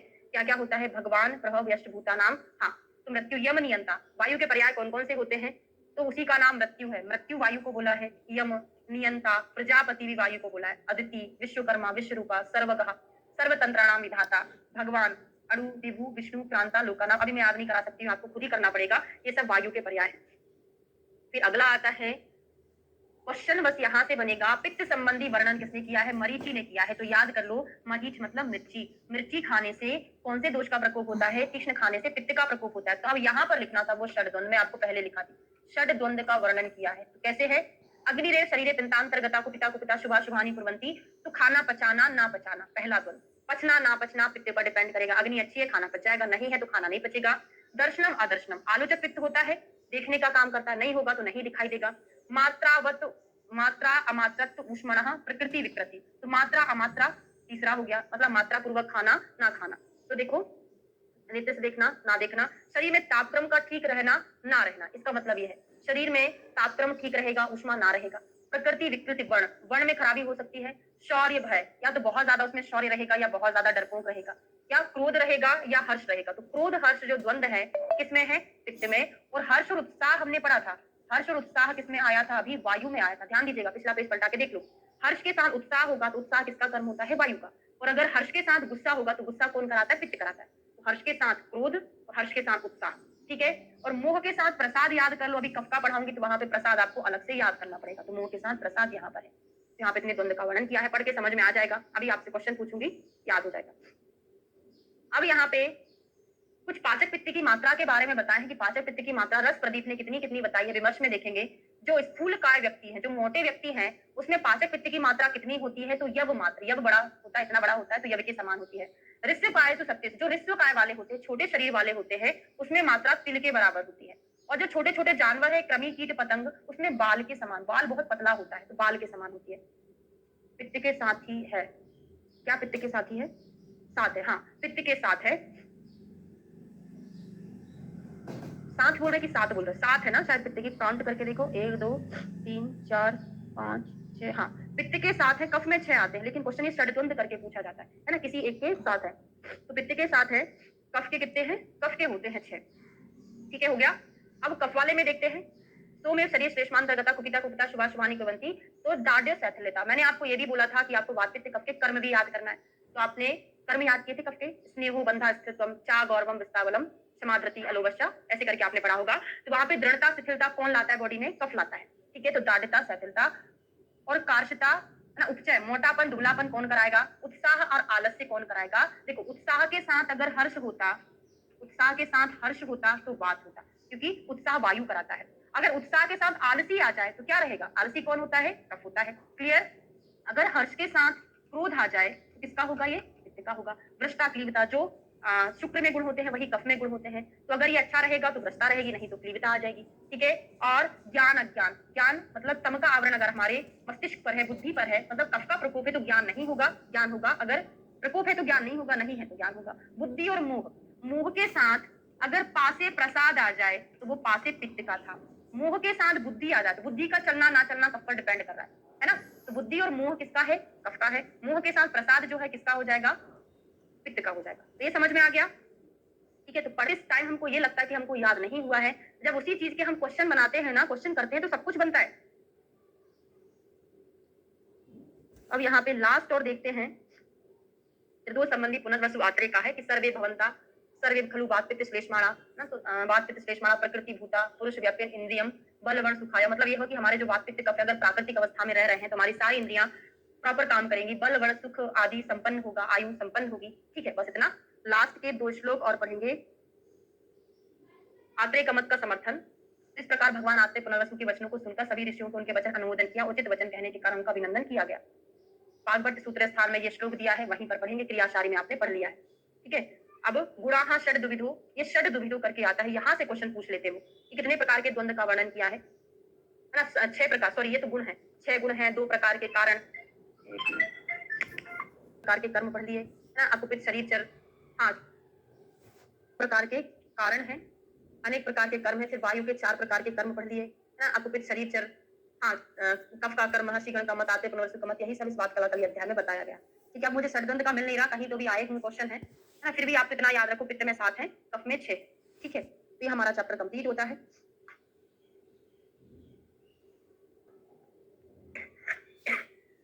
चरक संहिता सूत्र स्थान का त्रयोदश अध्याय 13 नंबर का चैप्टर शुरू करेंगे, स्नेह अध्याय। पंचकर्मा का पहला चैप्टर, पंचकर्मा मतलब पूर्व कर्मा का है, पंचकर्म नहीं है। पंचकर्म से पहले पूर्व कर्म हम जो कराते हैं उसमें सबसे पहले स्नेहन ही क्यों कराते हैं, है ना? स्नेहन का ही वर्णन सबसे पहले क्यों किया है। इस चैप्टर से रीजनिंग क्वेश्चन बहुत बनेंगे, इसलिए पंचकर्म के जितने भी चैप्टर हो भाई लाइव क्लास ज्वाइन करिएगा, है ना? चलो शुरू करते हैं। हमने 1 से लेके 12 तक पढ़ लिए हैं, मतलब हमारे 4 के 3 चतुष्क हो चुके हैं। कौन कौन से? भैषणी, भैषज स्वास्थ्य निर्देश चतुष्क कंप्लीट कर लिया है, और करो योजना। तो हमारा कल्पना चतुष्क आज से शुरू होगा। कल्पना चतुष्क का मीनिंग होगा कि आपको चिकित्सा के लिए कौन कौन सी कल्पना आप यूज कर सकते हैं, उन कल्पना के बारे में यहाँ पे बताया जाएगा। ठीक है, तो स्वस्थ और रोगी दोनों व्यक्तियों के लिए उपयोगी निर्देश चतुष्क के 4 अध्यायों का वर्णन करने के बाद अब रोगी व्यक्ति के लिए हित के लिए कल्पना चतुष्क का वर्णन प्रारंभ किया जा रहा है। व्याधियों के उन्मूलन के लिए पंचकर्म का प्रयोग सर्वश्रेष्ठ माना गया है। पंचकर्म के पहले स्नेहन करना प्रथम कर्तव्य है, और दोषों में भी प्रधान क्या होता है? वात होता है। वात पित्त कफ को देखा जाए तो उनमें से प्रधान कौन है? वात है। इसीलिए प्रधान दोष को दूर करने के लिए स्नेहन सर्वश्रेष्ठ होता है, इसलिए कल्पना चतुष्क में सबसे पहले स्नेहन अध्याय का प्रारंभ किया जा रहा है। तो विषय प्रवेश देखते हैं।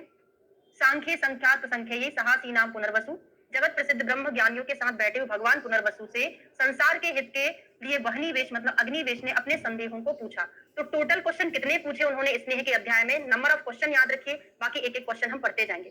तो टोटल स्नेह के अध्याय में स्नेहन से संबंधित 25 प्रश्न को पूछा भगवान पुनर्वसु आत्रेय से। किसने? अग्निवेश ने पूछा।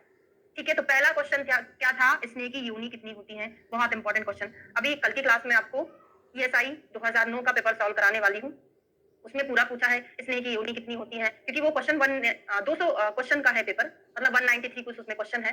स्नेह के भेद कितने होते हैं, योनियां कितनी होती हैं, सबसे श्रेष्ठ स्नेह कौन सा होता है, कौन संस्कार कन्वर्तन करता है, 4 क्वेश्चन उसमें पूछ लिए हैं। ठीक है, तो वही स्नेह की योनि कितनी होती है? 2। मतलब योनि का मीनिंग होता है कैसे उत्पन्न होता है। तो एक तो स्थावर स्नेह होता है जो हमको पेड़ पौधों से मिलता है, दूसरा जांगम स्नेह होता है। तो 2 प्रकार की योनि होती है, दुविधा सौम्या योनि, स्थावर जांगम। स्थावर और जांगम 2 प्रकार की योनि बताई।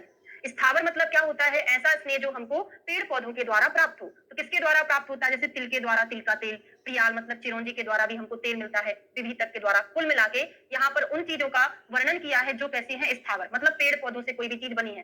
सरसों का साग, सरसों निकल रहा है वहां पे, तो सरसों से तेल बनता है। तो कुल मिला के सारे स्थावर चीजों से मिलने वाला स्थावर स्नेह कहलाता है। और जांगम स्नेह क्या होता है? जो हमको जानवरों से मिलता है। जानवरों से क्या मिलता है? जैसे हम चतुर्विध स्नेह पढ़ते हैं, क्या क्या होता है उसमें?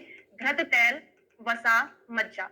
उनमें ओनली जो तेल होता है वो स्थावर से मिलता है, बाकी घी भी हमको दूध से घी निकालते जांगम से मिलता है, वसा भी हमको जांगम से मिलता है, मज्जा भी हमको जांगम से मिलता है। तो ये तीनों जो है जांगम के द्रव्य हैं, बाकी तेल ओनली स्थावर का है। ठीक है, तो मछली, मृग, पक्षी ये जंगम की योनियां हैं, इनके दही, दूध, घी, मांस, वसा, मज्जा का प्रयोग होता है। ऐसा नहीं कि केवल इन चारों का प्रयोग होता है, इन चारों को तो महास्नेह धर्म दिया है, महास्नेह नाम दिया है। बाकी हम और चीजों से भी स्नेहन करा सकते हैं, जैसे दही से करा सकते हैं, दूध से करा सकते हैं, मांस से करा सकते हैं, ये सब स्नेहन के प्रकार ही। ठीक है, क्या बोल रहे हैं? निकोचक, निकोचक मतलब क्या पूछना चाह रहे हैं आप? मुझे कुछ समझ में नहीं आ रहा है, क्या निकोचक क्या होता है? अच्छा, यहां कहीं लिखा होगा निको अक्सी। अच्छा ओके, अक्सी मतलब कुसुम्ब है। 1 मिनट, अभी भुक पिस्ता बहेड़ा इधर नहीं लिखा क्या? कुसुम्ब, बहेड़ा, एरंड, महुआ, है ना, आरुख है, मूली, तीसी, निकोचक नीम का बीज है, निकोचक है ना, नीम का बीज बोला, हिंदी में लिखा तो है, लिखा है। ठीक है, अगला है, अब यहाँ से बहुत इंपॉर्टेंट क्वेश्चन बनता है। सर्वेशाम तिलम जातानाम तिल तिलम विशिष्टते। आपसे पूछा जाए सभी स्नेहों में श्रेष्ठ क्या होता है ना, या फिर ऐसा नहीं, क्या पूछा जाएगा? बलार्थे, शरीर में बलाधान के लिए, स्नेहन के लिए संपूर्ण स्थावर तेलों में तिल का तेल श्रेष्ठ होता है, और विरेचन के लिए पूछा जाए तो एरंड का तेल श्रेष्ठ होता है। 2 प्रकार से क्वेश्चन बनेगा। क्या बनेगा? शरीर के बलाधान के लिए, शरीर के बल बढ़ाने के लिए, या शरीर को हमको स्नेहन कराना है तो सबसे बेस्ट कौन होगा? तिल का तेल होगा। किसका? तिल का तेल। अगर पूछा जाए कि हमको विरेचन कराना है तो विरेचन में कौन सा श्रेष्ठ तेल होगा? एरंड तेल होगा। और कोई चीज आप अनुक्त समझते हो? अनुक्त मतलब क्या होता है? जहां पर अगर किसी चीज का उल्लेख ना किया जाए तो उससे हमको क्या मीनिंग लेना चाहिए? आपसे बोला जाएगा तेल अकेला लिखा है तो आपको क्या समझना है? यहाँ पे तिल का तेल लेना है। है ना, तिल तिल, तेल से आपको तिल तेल ग्रहण करना है। दो चीजें समझ में आ गई। क्वेश्चन पूछा जाए शरीर को बलवान बनाने के लिए, शरीर को स्नेहित करने के लिए बेस्ट तेल कौन सा है? तिल तेल। और यहाँ तक का था। और अग्रय किसमें, विरेचन में कौन सा तेल श्रेष्ठ होता है? एरंड का तेल श्रेष्ठ होता है। दो क्वेश्चन समझ लिए। स्थावर तेलों में तिल का तेल सर्वश्रेष्ठ होता है, यह बात सुश्रुत नहीं बताई। तो स्थावर तेल अगर हमसे पूछा जाए, तिल का तेल श्रेष्ठ होता है। मेरी बात पर ध्यान देना। अगर आपसे क्वेश्चन ये पूछा जा रहा है स्नेहों में उत्तम स्नेह कौन सा है, तो आपका आंसर क्या होगा? स्नेहों में सबसे उत्तम स्नेह क्या है? कोई बताएगा? घृत तेल वसा मज्जा में आपका आंसर क्या होना चाहिए? घृत होना चाहिए। अगर आप स्पेशली तेल की बात कर रहा है, तेल में सबसे श्रेष्ठ कौन सा होता है, तो आपका तिल का तेल आंसर। वेरी गुड, है ना, सभी को पता है। अगर आपसे स्नेह में श्रेष्ठ पूछा तो घृत लगाओगे, अगर तेल में श्रेष्ठ पूछा तो आप तिल का तेल लगाओगे आंसर, है ना। तो स्थावर तेलों में सबसे श्रेष्ठ होता है तिल का तेल। ठीक है, अब एरंड तेल कैसा होता है? तो एरंड तेल तीनों दोषों को शमन करने वाला होता है। किस गुण के कारण होता है? तो अभी अभी मैंने प्रीवियस ईयर का कोई 2009 का शायद छत्तीसगढ़ का जहां का भी कराया हो, उत्तराखंड का, उसमें अभी अभी पढ़ा है कि एरंड तेल किन गुणों के कारण कौन से दोष का शमन करता है। तो लास्ट में उसमें लास्ट वाला ऑप्शन है त्रिदोष शामक होता है। ठीक है, तो कटु उष्णम तैलम वात श्लेष्म हरम। कैसा है? कटु है, उष्ण है, जिसके कारण वात और कफ को हरता है। कसाय स्वादु तिक्त होने के कारण पित्त को हरता है। हमको पता है कटु उष्ण जो है वात और कफ दोनों को नष्ट करने वाला होता है। और कषाय मधुर तिक्त रस होते हैं। टीएम के करके हमने याद किया था, पित्त शामक रस, टीएम के, तिक्त मधुर कषाय।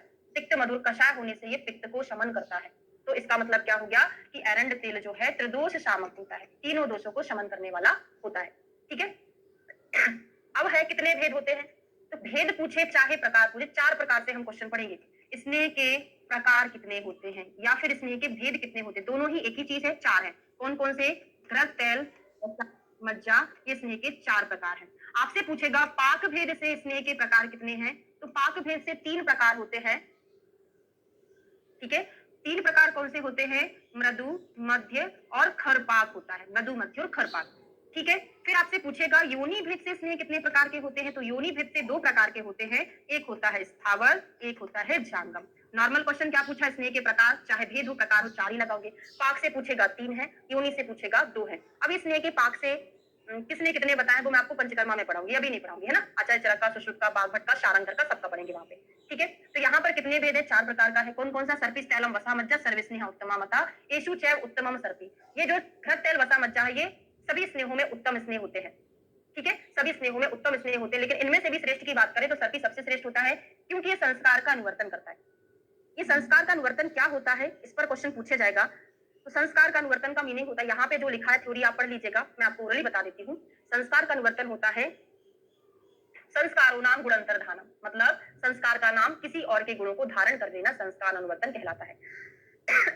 घृत होता है, घृत क्या करता है? अपने गुणों को धारण करते हुए दूसरे के गुणों को भी धारण कर लेता है। जैसे अगर हम सर्पी को किसी और औषधियों से सिद्ध करेंगे तो उनका गुण भी आ जाएगा, सर्पी का गुण भी रहेगा। लेकिन तेल में ये बात नहीं होती। तेल कैसा होता है? अगर हम उसको शीतवीर्य चीजों से सिद्ध करेंगे तो तेल जो हमारा है शीतवीर्य हो जाएगा, उसकी उष्णता को वो खो देगा।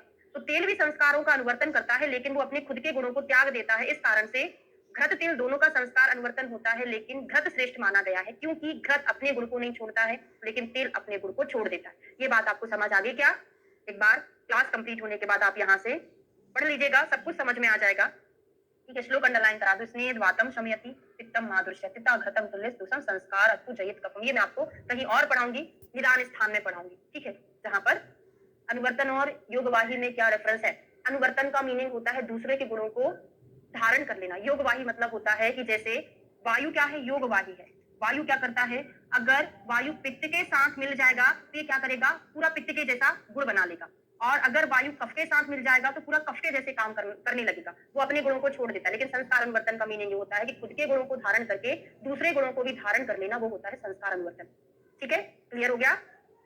यहाँ पे वही लिखा है, इससे स्पष्ट है कि संस्कार होने पर अपना गुण ना छोड़े और दूसरे गुणों को ग्रहण कर ले, वह उत्तम हो। जो संस्कार से दूसरे गुणों को ले ले और अपना गुण छोड़ दे, वह उत्तम नहीं होता। तो यहाँ पर लिखा है संस्कार अनुवर्तन का मीनिंग क्या होता है, जो मैंने आपको अभी समझाया।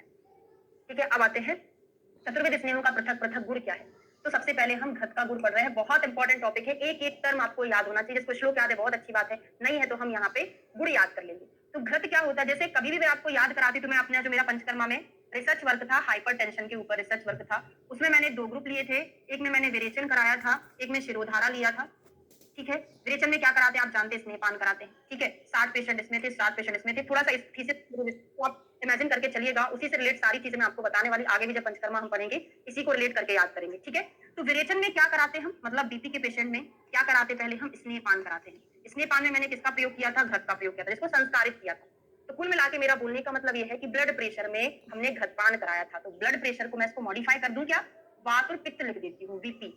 बीपी को मैंने वीपी लिख दिया, जो वात पित्त को इंडिकेट करता है। तो घृत क्या करता है, वात पित्त को नष्ट करने का काम करता है। वात और पित्त, उसको टर्म दिया है पित्त अनिलाहरम। वैसे भी घृत को अग्र में आप क्या पढ़ते हो, वात पित्त नाम, क्या श्लोक होता है उसका, बताओ जरा। घृत के लिए किस श्लोक में क्या आया है, अग्र में चरक सूत्र 25 में, वात पित्त को तो हरता है, सॉरी हाँ सही बोले ना, वात पित्त को हरता है, तो क्या वात पित्त प्रश्मनानाम, ओके मुझे याद आ गया, वात पित्त प्रश्मनानाम अग्र में भी तो बताया है, तो वात पित्त को हरता है। रस शुक्र औजसाम हितम, सबसे पहली धातु कौन, रस, सबसे लास्ट धातु कौन, शुक्र। सबसे पहली धातु, सबसे आखिरी धातु, सबसे लास्ट में क्या बनता है, ओज बनता है। तो देखिए मेरी बात को थोड़ा सा समझिए, भले ही हम आज स्लो स्लो पढ़ेंगे क्योंकि मुझे आपको हर एक पॉइंट याद कराना है। हमारे पास पर्याप्त टाइम है, अभी एग्जाम आपका नहीं हुआ, 31 जुलाई को है, एक साल है हमारे पास। तो क्यों ना बहुत अच्छे से आराम से सब कुछ क्लास के क्लास में ही, वैसे अपन हमेशा ऐसे ही करते, क्लास के क्लास में याद करना है, टेस्ट लगाना है।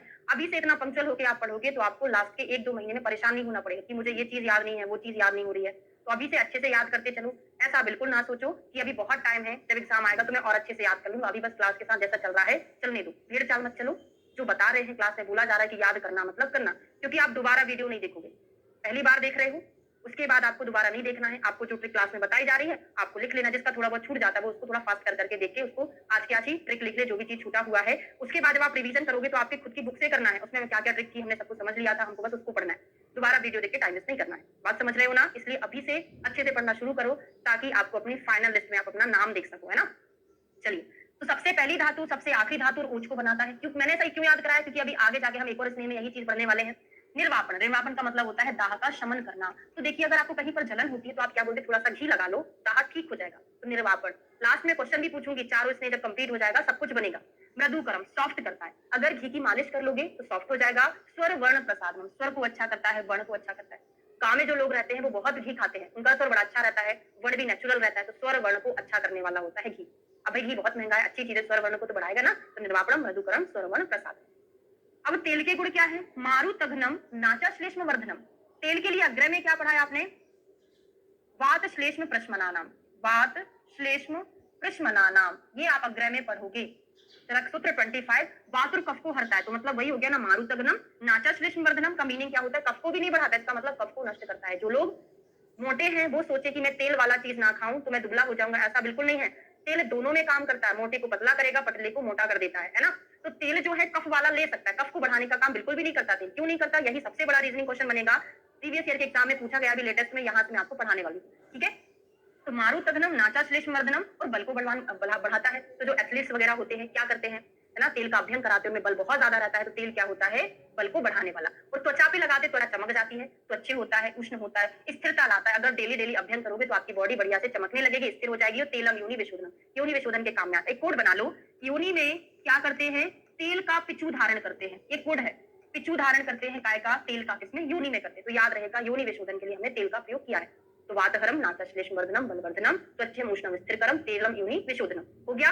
अब देखिए यहाँ पर क्या लिखा है, बागभट्ट ने स्पेशली लिखा हुआ है कि जो तेल होता है वो स्थूल मनुष्यों को क्रश करता है और अक्रश मनुष्यों को स्थूल करता है। तात्पर्य है कि मेदो धातु बढ़कर, अब मैं इसको थोड़ा सा अपनी लैंग्वेज में समझा देती हूँ, फिर आपको। सरसों के तेल से अभ्यंग से, हाँ बिल्कुल होते हैं, काले हो जाते हैं, सरसों का तेल बड़ा तीक्ष्ण होता है, उसका अभ्यंग नहीं करना चाहिए। ठंडी में थोड़ा सा आप लगा सकते हैं, लेकिन स्किन बहुत अच्छी रहती है उससे, मजबूत रहती है, रैसेस वगैरह नहीं होते, काले पड़ जाते हैं उससे, ठीक है। चलिए, तो मैं क्या बताने वाली थी, स्थौल्य में क्यों लाभदायी है तेल और कार्श में क्यों लाभदायी है। स्थौल्य की संप्राप्ति क्या होती है, संप्राप्ति पता होना चाहिए तभी आप विघटन करोगे। स्थौल्य में क्या हो रहा है कि रस रक्त आदि धातुएं बनती हैं, तो मांस और मेदा, मेदा की पुष्टि होती रहती है। मतलब कहीं तो भी अवरोध हो जाता है तो मांस और मेदा, उससे उत्तरोत्तर धातु नहीं बन पा रही, मतलब मांस मेदा के लेवल पर कोई अवरोध हो गया है, जिससे मांस ही मांस बन रहा है, मेदा ही मेदा बन रहा है। तो हम जो स्नेह का प्रयोग करते हैं, स्नेह कैसा होता है, सूक्ष्म होता है, उष्ण होता है, सर होता है, माइक्रो चैनल्स, मतलब सूक्ष्म स्रोतसों में जा जाकर श्रोतो अवरोध को हटाता है। यहाँ कहीं तो भी स्रोतस का अवरोध हो गया होगा तो जो तेल रहेगा वो क्या होगा, सूक्ष्म स्रोतस में जाके श्रोतो अवरोध को हटाएगा, जिससे उत्तरोत्तर धातुएं अब प्रॉपर बनने लगेगी। मांस और मेदा जो बढ़ रहा था अब वो उतने प्रमाण में ना बढ़कर उत्तरोत्तर धातु को बढ़ाने में लग जाएगा। इस स्थल में तेल लाभदायक होता है। रीजनिंग क्वेश्चन कभी भी रटना नहीं है, आपको समझना ही है, समझ कर ही आप सॉल्व कर पाओगे। और दुबले में क्यों कराते हैं, दुबले में क्या होता है, दुबले की संप्राप्ति क्या होती है, उसमें रस रक्त आदि धातु में शोष होने लगता है ना, रस रक्त आदि धातु पुष्ट नहीं होती। तेल क्या करता है, सभी धातुओं में, सभी स्रोतसों में जाकर उनको पुष्ट करने का काम करता है, क्योंकि तेल क्या है, बल संधानम पड़ा है ना, तेल बलवान बनाता है, धातु की पुष्टि करेगा, तो कार्श में भी तेल उपयोगी होता है। सभी को समझ आ गया? अब हिंदी पढ़ लेते हैं और अच्छे से समझ आ जाएगा। यह तेल के सामान्य गुण बताए, पर यह गुण तिल के तेल को समझना चाहिए, क्योंकि तेलों में वही श्रेष्ठ है। इसी प्रकार स्रोतस बंद होता है एंड वायु अग्नि का संदूषण करती है, जिससे कि हंगर, हाँ वेरी गुड, हाँ ये इसका ये भी रीजन हो सकता है, स्थूल, ठीक है, पढ़ने वाले हैं। तो बाघभट्ट ने अन्य गुणों के साथ स्थूल मनुष्यों को क्रश करना, अकृश मनुष्य को स्थूल करना, तात्पर्य अकृश नहीं, कृष्ण मनुष्यों को स्थूल करना भी बताया। तात्पर्य है कि मेदो धातु बढ़कर जब स्रोतस को अवरुद्ध कर देती है, तो उत्पन्न रस धातु से रस रक्त आदि धातु का निर्माण नहीं हो पाता। मतलब वही अभी बताया कि स्रोतस अवरोध हो जाता है तो मांस या मेदा धातु की पुष्टि होती रहती है, रस रक्त आदि धातु का निर्माण नहीं हो पाता, फलता मेदो धातु बढ़कर हो जाने से शरीर मोटा हो जाता है। तेल के सेवन से स्रोतस का मुख खुल जाता है, क्योंकि तेल जो है उष्ण सूक्ष्म गुणों के कारण शीघ्र स्रोतस में प्रविष्ट कर स्रोतस को विकसित कर देता है, जिससे संभू धातु का निर्माण होने लगता है तथा मेदो धातु के अभाव में शरीर कृश हो जाता है। कृष व्यक्ति में तेल का सेवन करते हैं तो उनके शरीर के सूखे हुए स्रोतस जो धातुओं का वहन उचित रूप से ना कर शरीर को सुखा रहे थे, वो तेल से प्राकृतिक होकर धातु का निर्माण समुचित रूप से करने लगते हैं। अर्थात तेल जो होता है धातु की पुष्टि कारक भी होता है। ठीक है, ओके, आपने जो बताया है वो भी रीजन बिल्कुल सही है कि स्रोतस बंद हो जाते हैं, तेल वायु और अग्नि का संदूषण, वायु को तो शांत करता है, तेल अग्नि का संदूषण करेगा, है ना, मतलब वही है कि स्रोतो अवरोध होगा तो अग्नि भी दीप्त होगी। ठीक है, चलिए अगला आता है वसा। वसा में एक क्वेश्चन, एक टर्म लिख लो, उससे आपको सारी चीजें याद हो जाएंगी। सीवियर पेनफुल कंडीशन, जितनी भी सीवियर पेनफुल कंडीशन होगी उसमें वसा का यूज करेंगे। ठीक है, क्या क्या है, विद, कहीं पर वेदन हो गया है, कहीं भग्न हो गया है, कहीं पर कोई भी हत हो गया है, कोई चोट लग गई है, भ्रष्ट योनि, योनि का प्रोलैप्स हो गया है तो सीवियर पेन होगा। कर्ण शिरोरुचि, अब कान में रुजा है मतलब पेन है, सिर में पेन है, तो पेन पेन वाले में तो हम वसा का यूज कर ही रहे हैं। ठीक है, हाँ ठीक है, पढ़ेंगे आगे जाके, है ना। तो विद्ध भग्न हत भ्रष्ट योनि कर्ण शिरोरुचि। ओके, आप अतिस्थौल्य का कारण बता रहे हैं। हाँ बिल्कुल, अतिस्थौल्य में अष्टनिंदिति में अतिस्थौल्य के लिए आया हुआ है। अतिस्थौल्य व्यक्ति में वायु की वृद्धि क्यों होती है, नहीं अतिस्थौल्य व्यक्ति में, उसका भी मैं चलो अभी बता देती हूँ। अतिस्थौल्य व्यक्ति में भूख ज्यादा क्यों लगती है ना, ऐसा क्वेश्चन भी था उसमें। तो अतिस्थौल्य में क्या होता है, मेदा की वृद्धि, तो मांस और मेदा की वृद्धि होती है, तो वहां जो वायु रहती है, मेदा आदि मतलब जो स्रोतस होते हैं उनके द्वारा मार्ग आवरण हो जाता है वायु का। तो जब धातु क्षय होगा तब भी मार्ग वायु का प्रकोप होता है, और मार्ग आवरण होता है तब भी वायु का प्रकोप होता है। तो इसमें क्या होता है, स्थल में वायु का मार्ग आवृत हो जाता है, जिससे जो वायु है अग्नि को प्रदीप्त कर देती है, और अग्नि को प्रदीप्त करे क्योंकि वो अवायु कोष्ठ से बाहर तो नहीं निकल पाती, तो कोष्ठ के अंदर ही अंदर अग्नि को प्रदीप्त कर देती है। इस कारण से अतिस्थौल्य व्यक्ति को भूख ज्यादा लगती है, भूख ज्यादा लगेगी तो खाएगा ज्यादा तो धातु ज्यादा बनेगी, धातु ज्यादा बनेगी तो वायु का फिर से आवरण होगा, वायु फिर से बाहर ना निकल के कुपित होकर अग्नि को दीप्त करेगी और फिर से भूख लगेगी। तो अतिस्थौल्य में भूख लगने का यही कारण होता है, अपन पढ़ेंगे वहां भी। ठीक है, सीवियर पेनफुल कंडीशन, तो कर्ण रुजा सिरोरुजा, तो यहाँ पर पेन नाम से दिया है, बाकी सब कंडीशन में पेन तो होता ही होता है। और भ्रष्ट योनि, योनि के प्रलक्ष में वसा का यूज करेंगे, जबकि योनि विशोधन के लिए किसका प्रयोग करेंगे, योनि विशोधन में तेल पिचू हमने अभी अभी याद कराया। ठीक है, फिर क्या है, पौरुष के उपचय के लिए और व्यायाम चेष्टिते वसा, जो व्यक्ति नित्य व्यायाम करता है, ठीक है, और पुरुषार्थ के लिए, पुरुषार्थ की वृद्धि के लिए, शरीर के स्निग्ध करने के लिए, और जो लोग अधिक व्यायाम करते हैं उनके लिए वसा श्रेष्ठ है। एक बार और बता दूं, सीवियर पेनफुल कंडीशन, विद्ध भग्न हत भ्रष्ट योनि कर्ण शिरोरुचि, और 2 सेकंड हाफ में याद करोगे कि जो पुरुष व्यायाम करता है तो व्यायाम में वसा लेना चाहिए। कोड है याद करने का, ये दोनों चीज डिफरेंट है। मैंने कोड बनाया कि व्यायाम जो पुरुष करता है उसको शरीर में वेदना होती होगी, व्यायाम करने वाले पुरुष को शरीर में वेदना होती होगी, तो सारे वेदना में, सीवियर पेनफुल कंडीशन में, वेदना वाली कंडीशन में हम वसा का प्रयोग करते हैं। याद हो गया, क्वेश्चन पूछूंगी अभी बन जाएगा, है ना। अब आता है मज्जा के गुण। तो मज्जा बल शुक्र रस श्लेष मेदो मज्जा विवर्धना, अभी मैंने आपको कुछ याद कराया था, सबसे पहली धातु, सबसे आखिरी धातु, और सबसे लास्ट में क्या बनता है, ओज। इसमें क्या देते हैं हम, सबसे पहला इसमें घृत, उसके बाद तेल वसा मज्जा, घृत तेल वसा मज्जा, तो सबसे पहला 3 में, और सबसे लास्ट वाला मज्जा, किसमें, शुक्र रस भी है भाई, शुक्र भी है, इसके अलावा मेद भी है, मज्जा भी है, श्लेष में भी है, सारी चीजों में हम क्या दे रहे हैं, मज्जा दे रहे हैं। इतनी सारी चीजों को बढ़ाएगा तुमको मजा ही आ जाएगा, मजा आ जाएगा, मतलब मज्जा देते हैं, इतनी सारी चीजों को बढ़ाने वाला मज्जा आ जाएगा। मज्जा कहाँ रहता है, विशेष रूप से अस्थियों में रहता है, क्या बल करता है, स्नेह में ही था, और ये बल देने वाला होता है। तो अस्थियों को बल देने वाला कौन होगा, जो अस्थि के अंदर होगा। ठीक है, तो ये हमारे चतुर्वेद स्नेह हो चुके हैं। इसके बाद चतुर्वेद स्नेह से रिलेटेड अब और चीजें मैं आपको आगे जाके पढ़ाऊंगी, है ना। घृत तेल वसा मज्जा, तब इसके क्वेश्चन पूछूंगे। अभी एक बार और आने वाला है, अभी तो हमारा एक बार कंप्लीट हुआ है घृत तेल वसा मज्जा, आगे अगले पेज पर और आएगा, चारों के गुण हम वहां से पढ़ेंगे। ठीक है, अब सर्दी कब लेते हैं, शरद ऋतु में, वसा मज्जा माधव में, तेल को प्रावट में लेते हैं। ना अति उष्ण शीत स्नेहनम पिबेत नरा, बहुत ज्यादा ठंडी में, बहुत ज्यादा गर्मी में स्नेहपान नहीं करना चाहिए। अब सर्पी का प्रयोग शरद ऋतु में क्यों करते हैं? हर एक का रीजनिंग क्वेश्चन बनेगा। मैंने आपको बोला इसमें अध्याय से बहुत रीजनिंग क्वेश्चन बनने वाले हैं। तो सर्पी का प्रयोग शरद ऋतु में इसलिए किया जाता है क्योंकि यहाँ पे पित्त का प्रकोप होता है और सर्पी कैसा होता है? शीतल होता है। शीतल गुण के कारण पित्त को शमन कर देता है। और तेल का प्रयोग प्रावट में क्यों करते हैं? तेल का प्रयोग और माधव में वसा और मज्जा का प्रयोग क्यों करते हैं? तो यहाँ पर ये रीजन नहीं है कि तेल का प्रावट में प्रयोग हम इसलिए करते हैं क्योंकि यहाँ पर वात का प्रकोप होता है। इसका रीजन ये नहीं होता। प्रावट में तो सुश्रुत आचार्य ने बोला है कि वात का प्रकोप होता है। चरक ने तो वर्षा में बोला है ना। इसका रीजन अलग है पढ़ाने वाले। और माधव में मतलब बैसाख में कफ का प्रकोप तो होता है, लेकिन वसा मज्जा का प्रयोग हम माधव में क्यों करते हैं? इसका रीजन अलग है। क्या रीजन है वो पढ़ने वाले हैं। बाकी जो एक्चुअल में जो रीजन था, जो हमको हमेशा से याद रहता है कि सर्पी का शरद में पित्त प्रकोपित होने के कारण इसका प्रयोग करते हैं। बाकी इन दोनों का रीजन वो नहीं है कि तेल का प्रावट में इसलिए करेंगे वात का होता है, माधव में वसा मज्जा का इसलिए करेंगे क्योंकि कफ का होता है। इसका रीजन ये बिल्कुल भी नहीं होता है। ठीक है, हाँ अभी पढ़ने वाले, अभी तो मैंने शुरू ही नहीं किया, श्लोक पढ़ने वाले हैं। अभी तो रट लो। सर्पी का हो गया, तेल का प्रावट में हो गया, याद करने के लिए कि प्रावट में वात का होता है इसलिए तेल का प्रयोग करते हैं, ओनली याद करने के लिए। इसका रीजन अलग है। और वसा मज्जा, माँ से मज्जा, माँ से माधव है, तो मज्जा माधव, माधव मतलब होता है वैशाख। इसलिए पान का काल तो घृत का सेवन शरद ऋतु में किया जाता है। वसा और मज्जा का वैशाख मतलब माधव में, तेल का प्रावट में करना चाहिए। अत्यंत शीत और उष्ण काल में हमको नहीं करना चाहिए। ठीक है, ये ओनली हमने पढ़ा। अब एक एक का रीजन समझते हैं। तो आचार्य बागभट्ट ने अष्टांग हृदय सूत्र स्थान के अध्याय 1 में बहुत अच्छा श्लोक बताया। CCRAS के एग्जाम 2020 में पूछा था, है ना? क्या? शरीर जानाम दोषाणाम क्रमेण परम औषधम वस्तिर विरेको वमनम तथा तैलम घृतम मधु। श्लोक का रेफरेंस पूछा जाता है। शारीरिक जो दोष है क्रमशः उसमें हम वस्ती विरेचन और वमन कराते हैं। शारीरिक दोष क्रमशः कौन है? 3 से वात, ये पित्त, ये कफ। तो वात के लिए वस्ती, पित्त के लिए विरेचन, कफ के लिए वमन श्रेष्ठ होता है। और वात के लिए तेल है, पित्त के लिए घृत और मधु कफ के लिए होता है। रेफरेंस पूछा जाता है। ठीक है, अब के अनुसार घृत पित्त का शामक होता है, इसलिए शरद ऋतु में घृत का प्रयोग करते हैं। ये चीज हमने ऊपर ही समझ ली थी। वसा और मज्जा का प्रयोग माधव में करना चाहिए। क्यों करना चाहिए? क्योंकि वसा और मज्जा जो होती है स्पेशली बलाधान के लिए प्रयुक्त की जाती है। स्पेशली वसा मज्जा जो है व्यक्ति को बलवान बनाने का काम करती है। इसका मतलब तो ये हुआ कि माधव मतलब बैसाख में व्यक्ति का बल कम रहता होगा, इस कारण से इसका प्रयोग करते होंगे। तो क्या है कि बैसाख जो है आदान काल का मध्य है। तो शिशिर, बसंत, ग्रीष्म, वर्षा, शरद, हेमंत। तो जो वसंत ऋतु है वही लगभग बैसाख का समय है। तो वहां पे व्यक्ति का बल कैसा रहता है? मध्य रहता है। आदान काल का मध्य मतलब व्यक्ति का बल भी कैसा रहता है? थोड़ा सा मध्य रहता है। और अगली ऋतु में वो हीन हो जाता है। मतलब हीन और मध्य के बीच का बल कुल मिला के बल कम ही रहता है। मेरी बात आपको समझ आ रही कि नहीं आ रही? हम जो पढ़ते हैं ना, शिशिर, बसंत, ग्रीष्म, माघ, फाल्गुन, चैत्र, वैशाख, ज्येष्ठ, आषाढ़। तो ये जो वैशाख है कहाँ है? बसंत ऋतु के समय में है ना। तो बसंत ऋतु में कफ का प्रकोप होता है, आपको पता है। लेकिन वैशाख के जस्ट बाद ज्येष्ठ आने वाला, और आप जानते हैं शिशिर में जो बल है श्रेष्ठ रहता है। यहाँ पे बल मध्यम रहता है और नीचे जो बल होता है हीन हो जाता है। मतलब कुल मिला के बल मध्यम और हीन के बीच रहता है। तो कम ही बल रहता है, व्यक्ति का बल थोड़ा कम ही रहता है। समझ आ रहा है? ठीक है, ओके। तो वैशाख आदान काल का मध्य है। इसमें सभी प्राणियों का बल स्वभाव से ही घटता है। उस समय इसका प्रयोग करना बल को स्थिर रखता है। तो आप रीजनिंग समझ गए कि वसा मज्जा का प्रयोग माधव में क्यों करते हैं। ऐसा नहीं कि कफ का प्रकोप होता है इसलिए करते हैं। ऐसा इसलिए करते हैं क्योंकि ये जो आदान काल की ऋतु है, आदान काल का मध्यम कहलाता है। इसमें व्यक्ति का बल स्वाभाविक रूप से घटता है, इसलिए उसके बल को बढ़ाने के लिए हमको वसा और मज्जा का प्रयोग करना पड़ता है। बहुत इंपॉर्टेंट रीजनिंग क्वेश्चन बनेगा। ठीक है, उस समय इसका प्रयोग बल को स्थिर रखता है, जैसा कि ऊपर दोनों श्लोक में बताया। शरद ऋतु में क्या होता है? पित्त का देख लो। सूर्य की किरणें कुछ तेज पड़ती है, शीतल घृत का प्रयोग करते तो उसको शांत कर देता है। ठीक है, फिर आता उष्ण तेल का प्रयोग। हाँ, और प्रावट में क्या होता है? वर्षा का प्रथम काल है।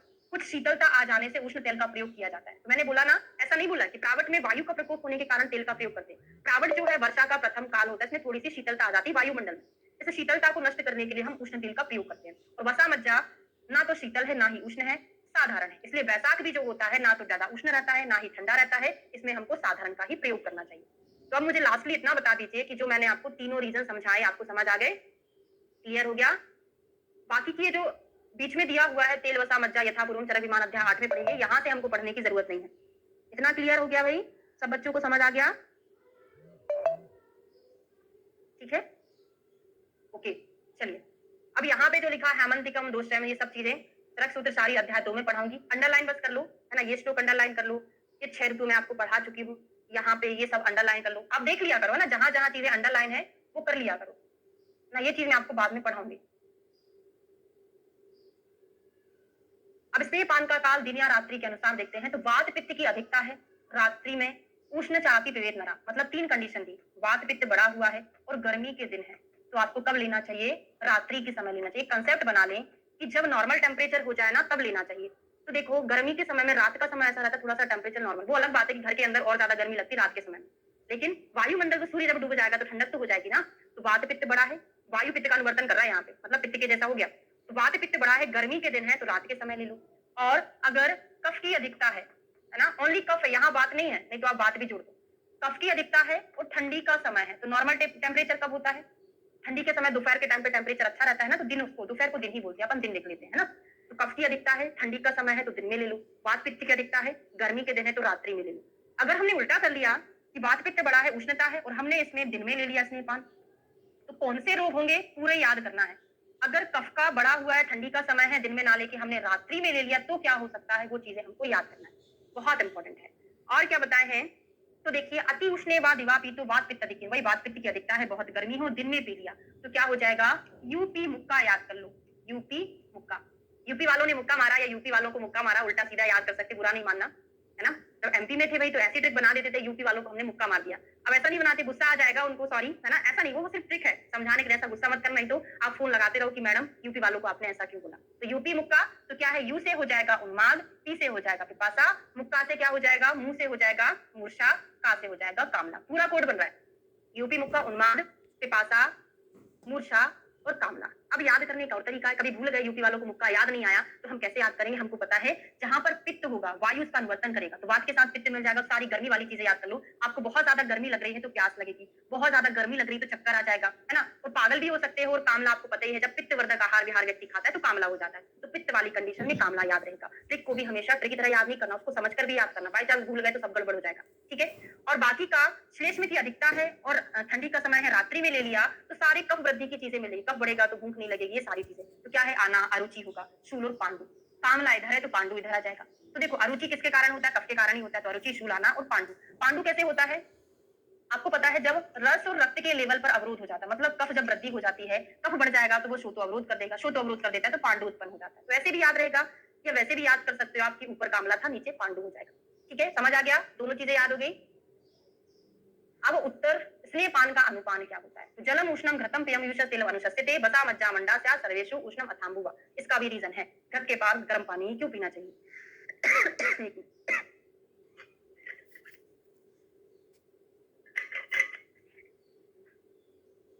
हाँ, तो घृत के बाद गर्म पानी पीना है, घृत का अनुपान क्या है, उष्ण जल है।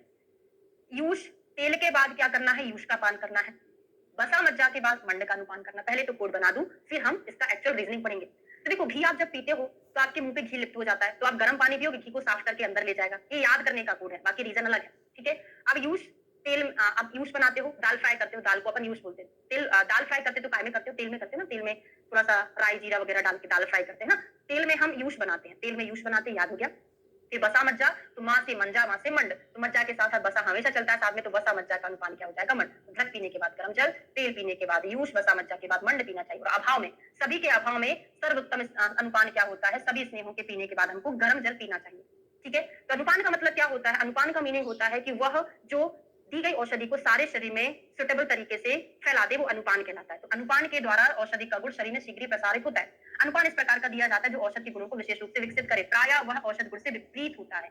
आपने ये भी देखा होगा, औषधि का जो गुण होता है उसके विपरीत होता है अनुपान, अधिकतर ऐसा होता है, ऐसा नहीं कि सभी में। जैसे टुगरक तेल, भल्लातक तेल जो होते हैं उसका शीतल अनुपान होता है, क्यों, क्योंकि वो उष्ण होते हैं, उनका अपोजिट हमको वहां पर लेना पड़ता है, अधिकतर ऐसा होता है, ठीक है। घृत शीतवीर्य होता है, वह उष्ण जल के कारण सारे स्रोतस और अनुस्रोतों में फैलकर अपना कार्य करने में समर्थ होता है। तेल का अनुपान यूष क्यों बताया है, यूष जो होता है आपको पता है, तेल क्या करता है, वात को शमन करने का काम करता है, तो क्यों ना हम इसका अनुपान भी वैसा ही ले जो भी वात का शमन करे, मतलब तेल जो काम कर रहा है उसका अनुपान वैसा ही होना चाहिए जो तेल को सपोर्ट करे। मतलब यूष भी जो होता है सामान्यतः वात को दूर करने वाला होता है, यद्यपि द्रव्य के अनुसार बनाया हुआ यूष वात के कफ को अलग अलग दूर करता है, पर यूष से मूंग का ही यूष लिया जाता है और वह व्याध व्याधि में विशेषकर लाभकर होता है, ठीक है, समझ आ गया। यूष क्यों ले रहे हैं, क्योंकि ये भी वात को दूर करने वाला होता है। वसा मज्जा का अनुपान मंड क्यों होता है, मंड स्वभावतः धान के लावा से बनाया जाता है और वह पाचन दीपन वात का अनुलोमन करने वाला होता है। तो वसा मज्जा का प्रयोग कफजन्य विकारों में होता है। कफ के बढ़ जाने से अग्निमांद, अपक्ति तथा वात की गति में रुकावट हो जाती है। यदि हम मंड का अनुपान करते हैं तो इन विकारों को दूर कर कफ को जीतने में वसा मज्जा सहायक होती है। जो मंड होता है वो कैसा होता है, लघु, पाचन दीपन वात का अनुलोमन करने वाला। कुल मिला के वसा मज्जा का सपोर्टिव होगा।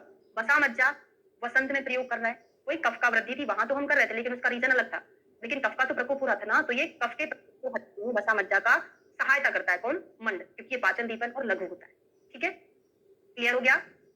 अब सुश्रुत जी ने भी सभी स्नेहों का अनुपान गरम जल बताया है, लेकिन कुछ दो चीजों को छोड़ के भल्लातक और तुगलक तेल के बाद हमको गरम जल का निषेध किया, क्योंकि ये स्नेह स्वाभाविक रूप से अत्यंत उष्ण होते हैं। यदि इनका अनुपान उष्ण जल दिया जाए तो शरीर में उष्णता के अतियोग होने के चांसेस बढ़ जाते हैं। ठीक है, तो अब आता है स्नेह की प्रविचारणा। कितनी होती है? 24। आप लोगों को इंटरेस्ट आ रहा है कि नहीं आ रहा? बोरिंग तो नहीं लग रहा है? 11वें चैप्टर जैसा बोरिंग तो नहीं लग रहा है? अच्छा लग रहा है?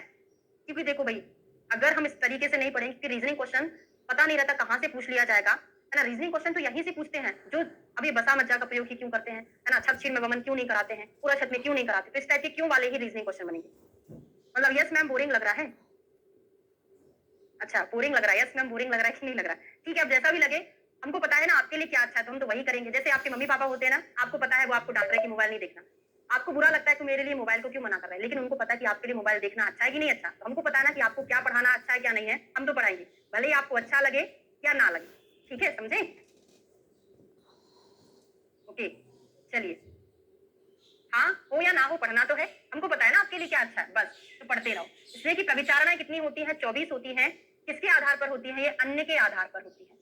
और रसों के आधार पर आपसे पूछे तो आपका बहुत ज्यादा जो कंफ्यूजिंग था कि 63 है 64 है, कुछ कंफ्यूजन नहीं है, आप तो 64 याद करो। इसको बागभट्ट वेरीफाई करते हैं, आगे जाके अभी पढ़ने वाले हैं। ठीक है, तो स्नेह की प्रविचाराएं 24 होती, कौन कौन सी नहीं होती है, कौन कौन सी होती, इतना ना याद करो। मैं आपको 4 चीजें बस याद करा रही हूँ जिनको आपको स्पेशली याद रखना है। ठीक है, चरक का याद करते हैं, कौन कौन सी नहीं मानी है। चरक ने कौन कौन सी नहीं मानी है? तो आम पैक याद कर लो, आम पैक। चरक ने आम पैक को नहीं माना, मतलब आफोर हो जाएगा आस्थापन,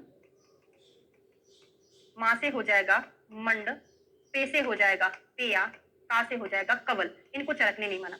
अब मुझे जरा ये बताइए, चलिए थैंक यू इतने अच्छे कमेंट के लिए, है ना, हमेशा ऐसे ही हम बढ़ाते रहे आपके लिए।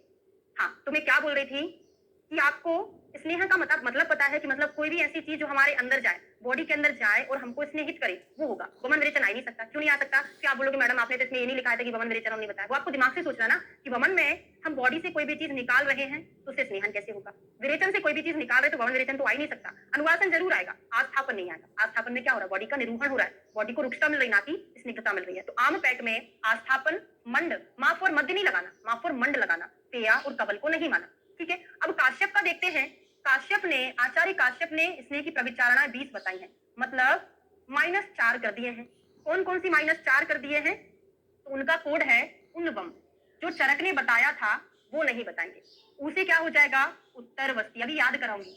उत्तर वस्ती को नहीं माना चरकुक्त, नाफ और नस को नहीं माना चरकुक्त, वाफ और वमन नहीं है क्योंकि वमन तो इन्होंने नहीं बताया, तो वाफ और वस्ती को नहीं माना। वस्ती मतलब कौन सी वस्ती होगी? ये निरू वस्ती होगी।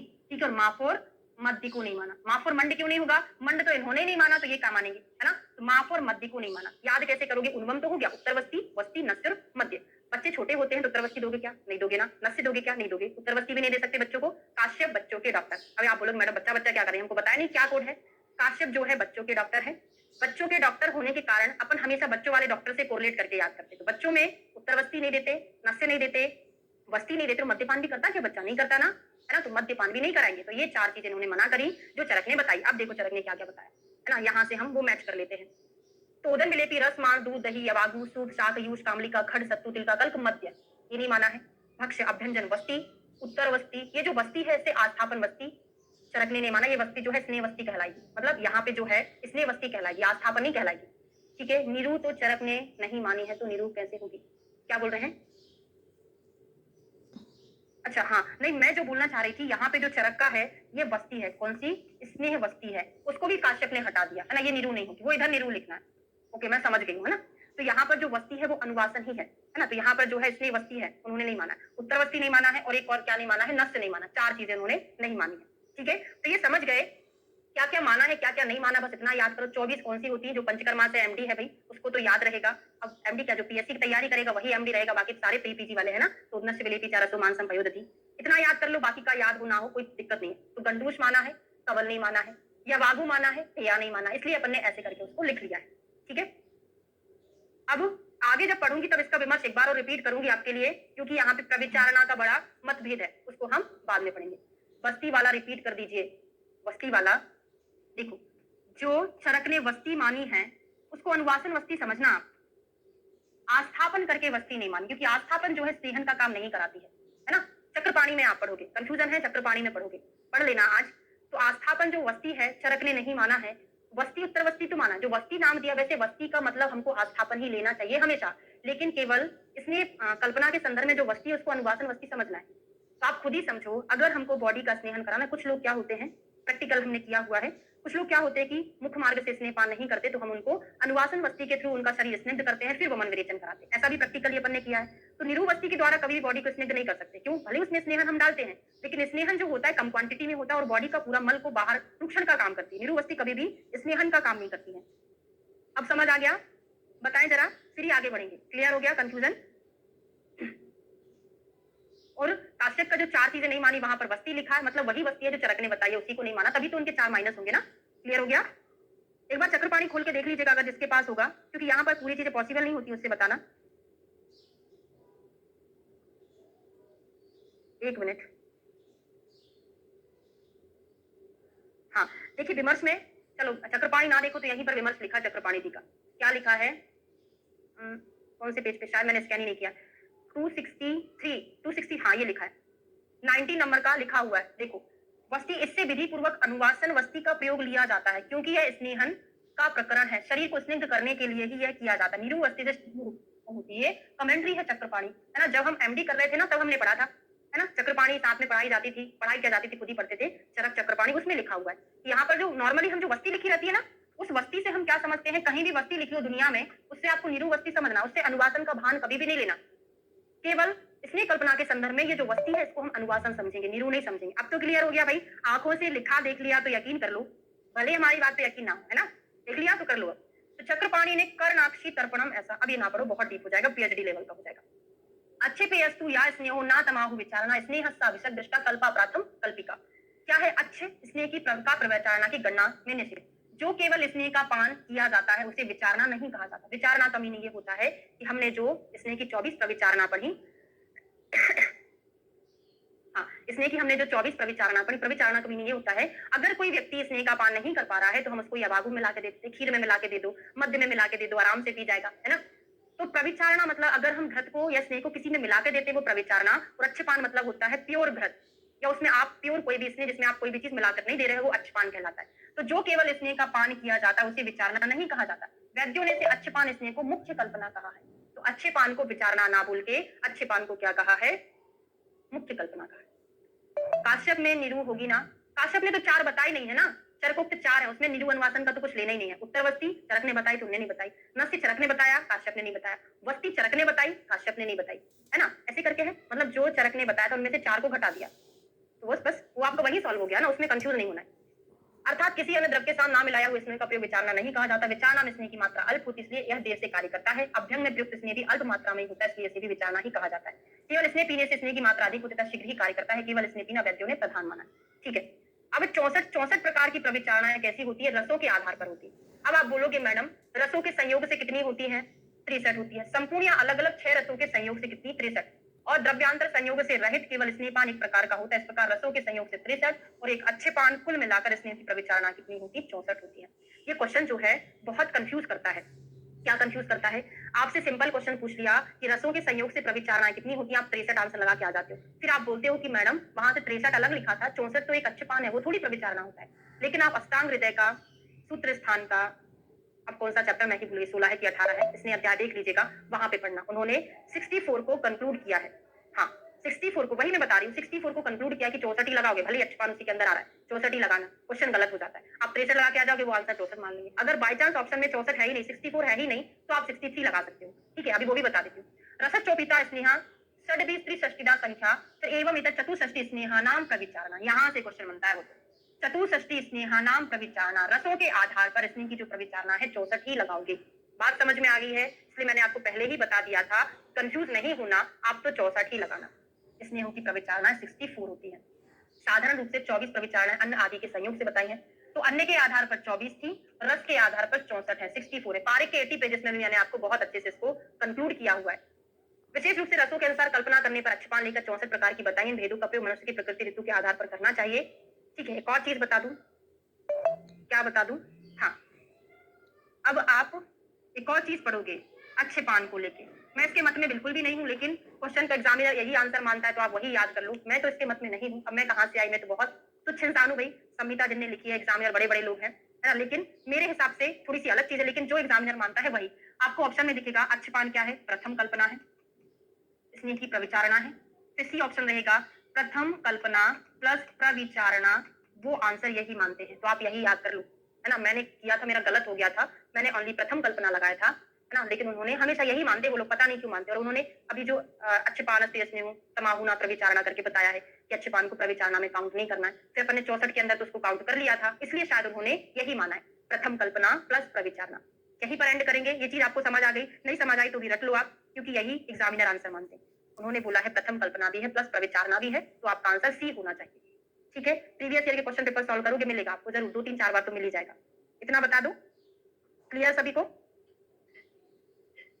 ठीक है, ओके, है ना? क्लास को एंड करेंगे, अपनी क्लास रहेगी मंडे को। हाँ, थोड़ा सा शेड्यूल चेंज किया हुआ है। शेड्यूल क्या चेंज किया है? मंडे, ट्यूसडे, वेडनेसडे संहिता की क्लास रहेगी। थर्सडे और सैटरडे सब्जेक्ट की बस रहेगी। 2 दिन फ्राइडे को भी संहिता की रहेगी। मतलब वीक में 4 दिन आपकी संहिता की रहेगी, 2 दिन सब्जेक्ट की रहेगी, क्योंकि सर की अभी ड्यूटी रहती है ना, फ्राइडे को 8 बजे तक रहती है ना, इसलिए। इसलिए क्या सब्जेक्ट तो जल्दी खत्म हो जाता है। मेन बात तो ये है कि संहिता फिर लंबी चलती है ना, तो 4 दिन हो जाएगी। बाकी 15 अगस्त के बाद से हम लोग रेगुलर क्लासेस करेंगे। 1 घंटे सब्जेक्ट की रहेगी और 1 घंटे संहिता की रहेगी, क्योंकि आप लोग जुलाई में 31 को फ्री हो जाओगे, फिर अपनी रेगुलर क्लासेस रहेंगी। ठीक है, चलिए, ओके। हाँ, 13 चैप्टर कंप्लीट हो जाएगा। 14 तो एक ही दिन का है, 14 15 एक ही दिन के हैं, शायद दोनों 1.5 दिन में कंप्लीट हो जाएगा। फिर आपका टेस्ट होगा, तो अभी से अनाउंस कर दे रही हूँ मैं, अगले संडे को, परसों का संडे छोड़ के अगला जो संडे होगा आपका 1 से लेके 15 तक का टेस्ट होगा। अच्छे से पढ़ लीजिएगा। ठीक है, ओके, चलिए, बाय बाय।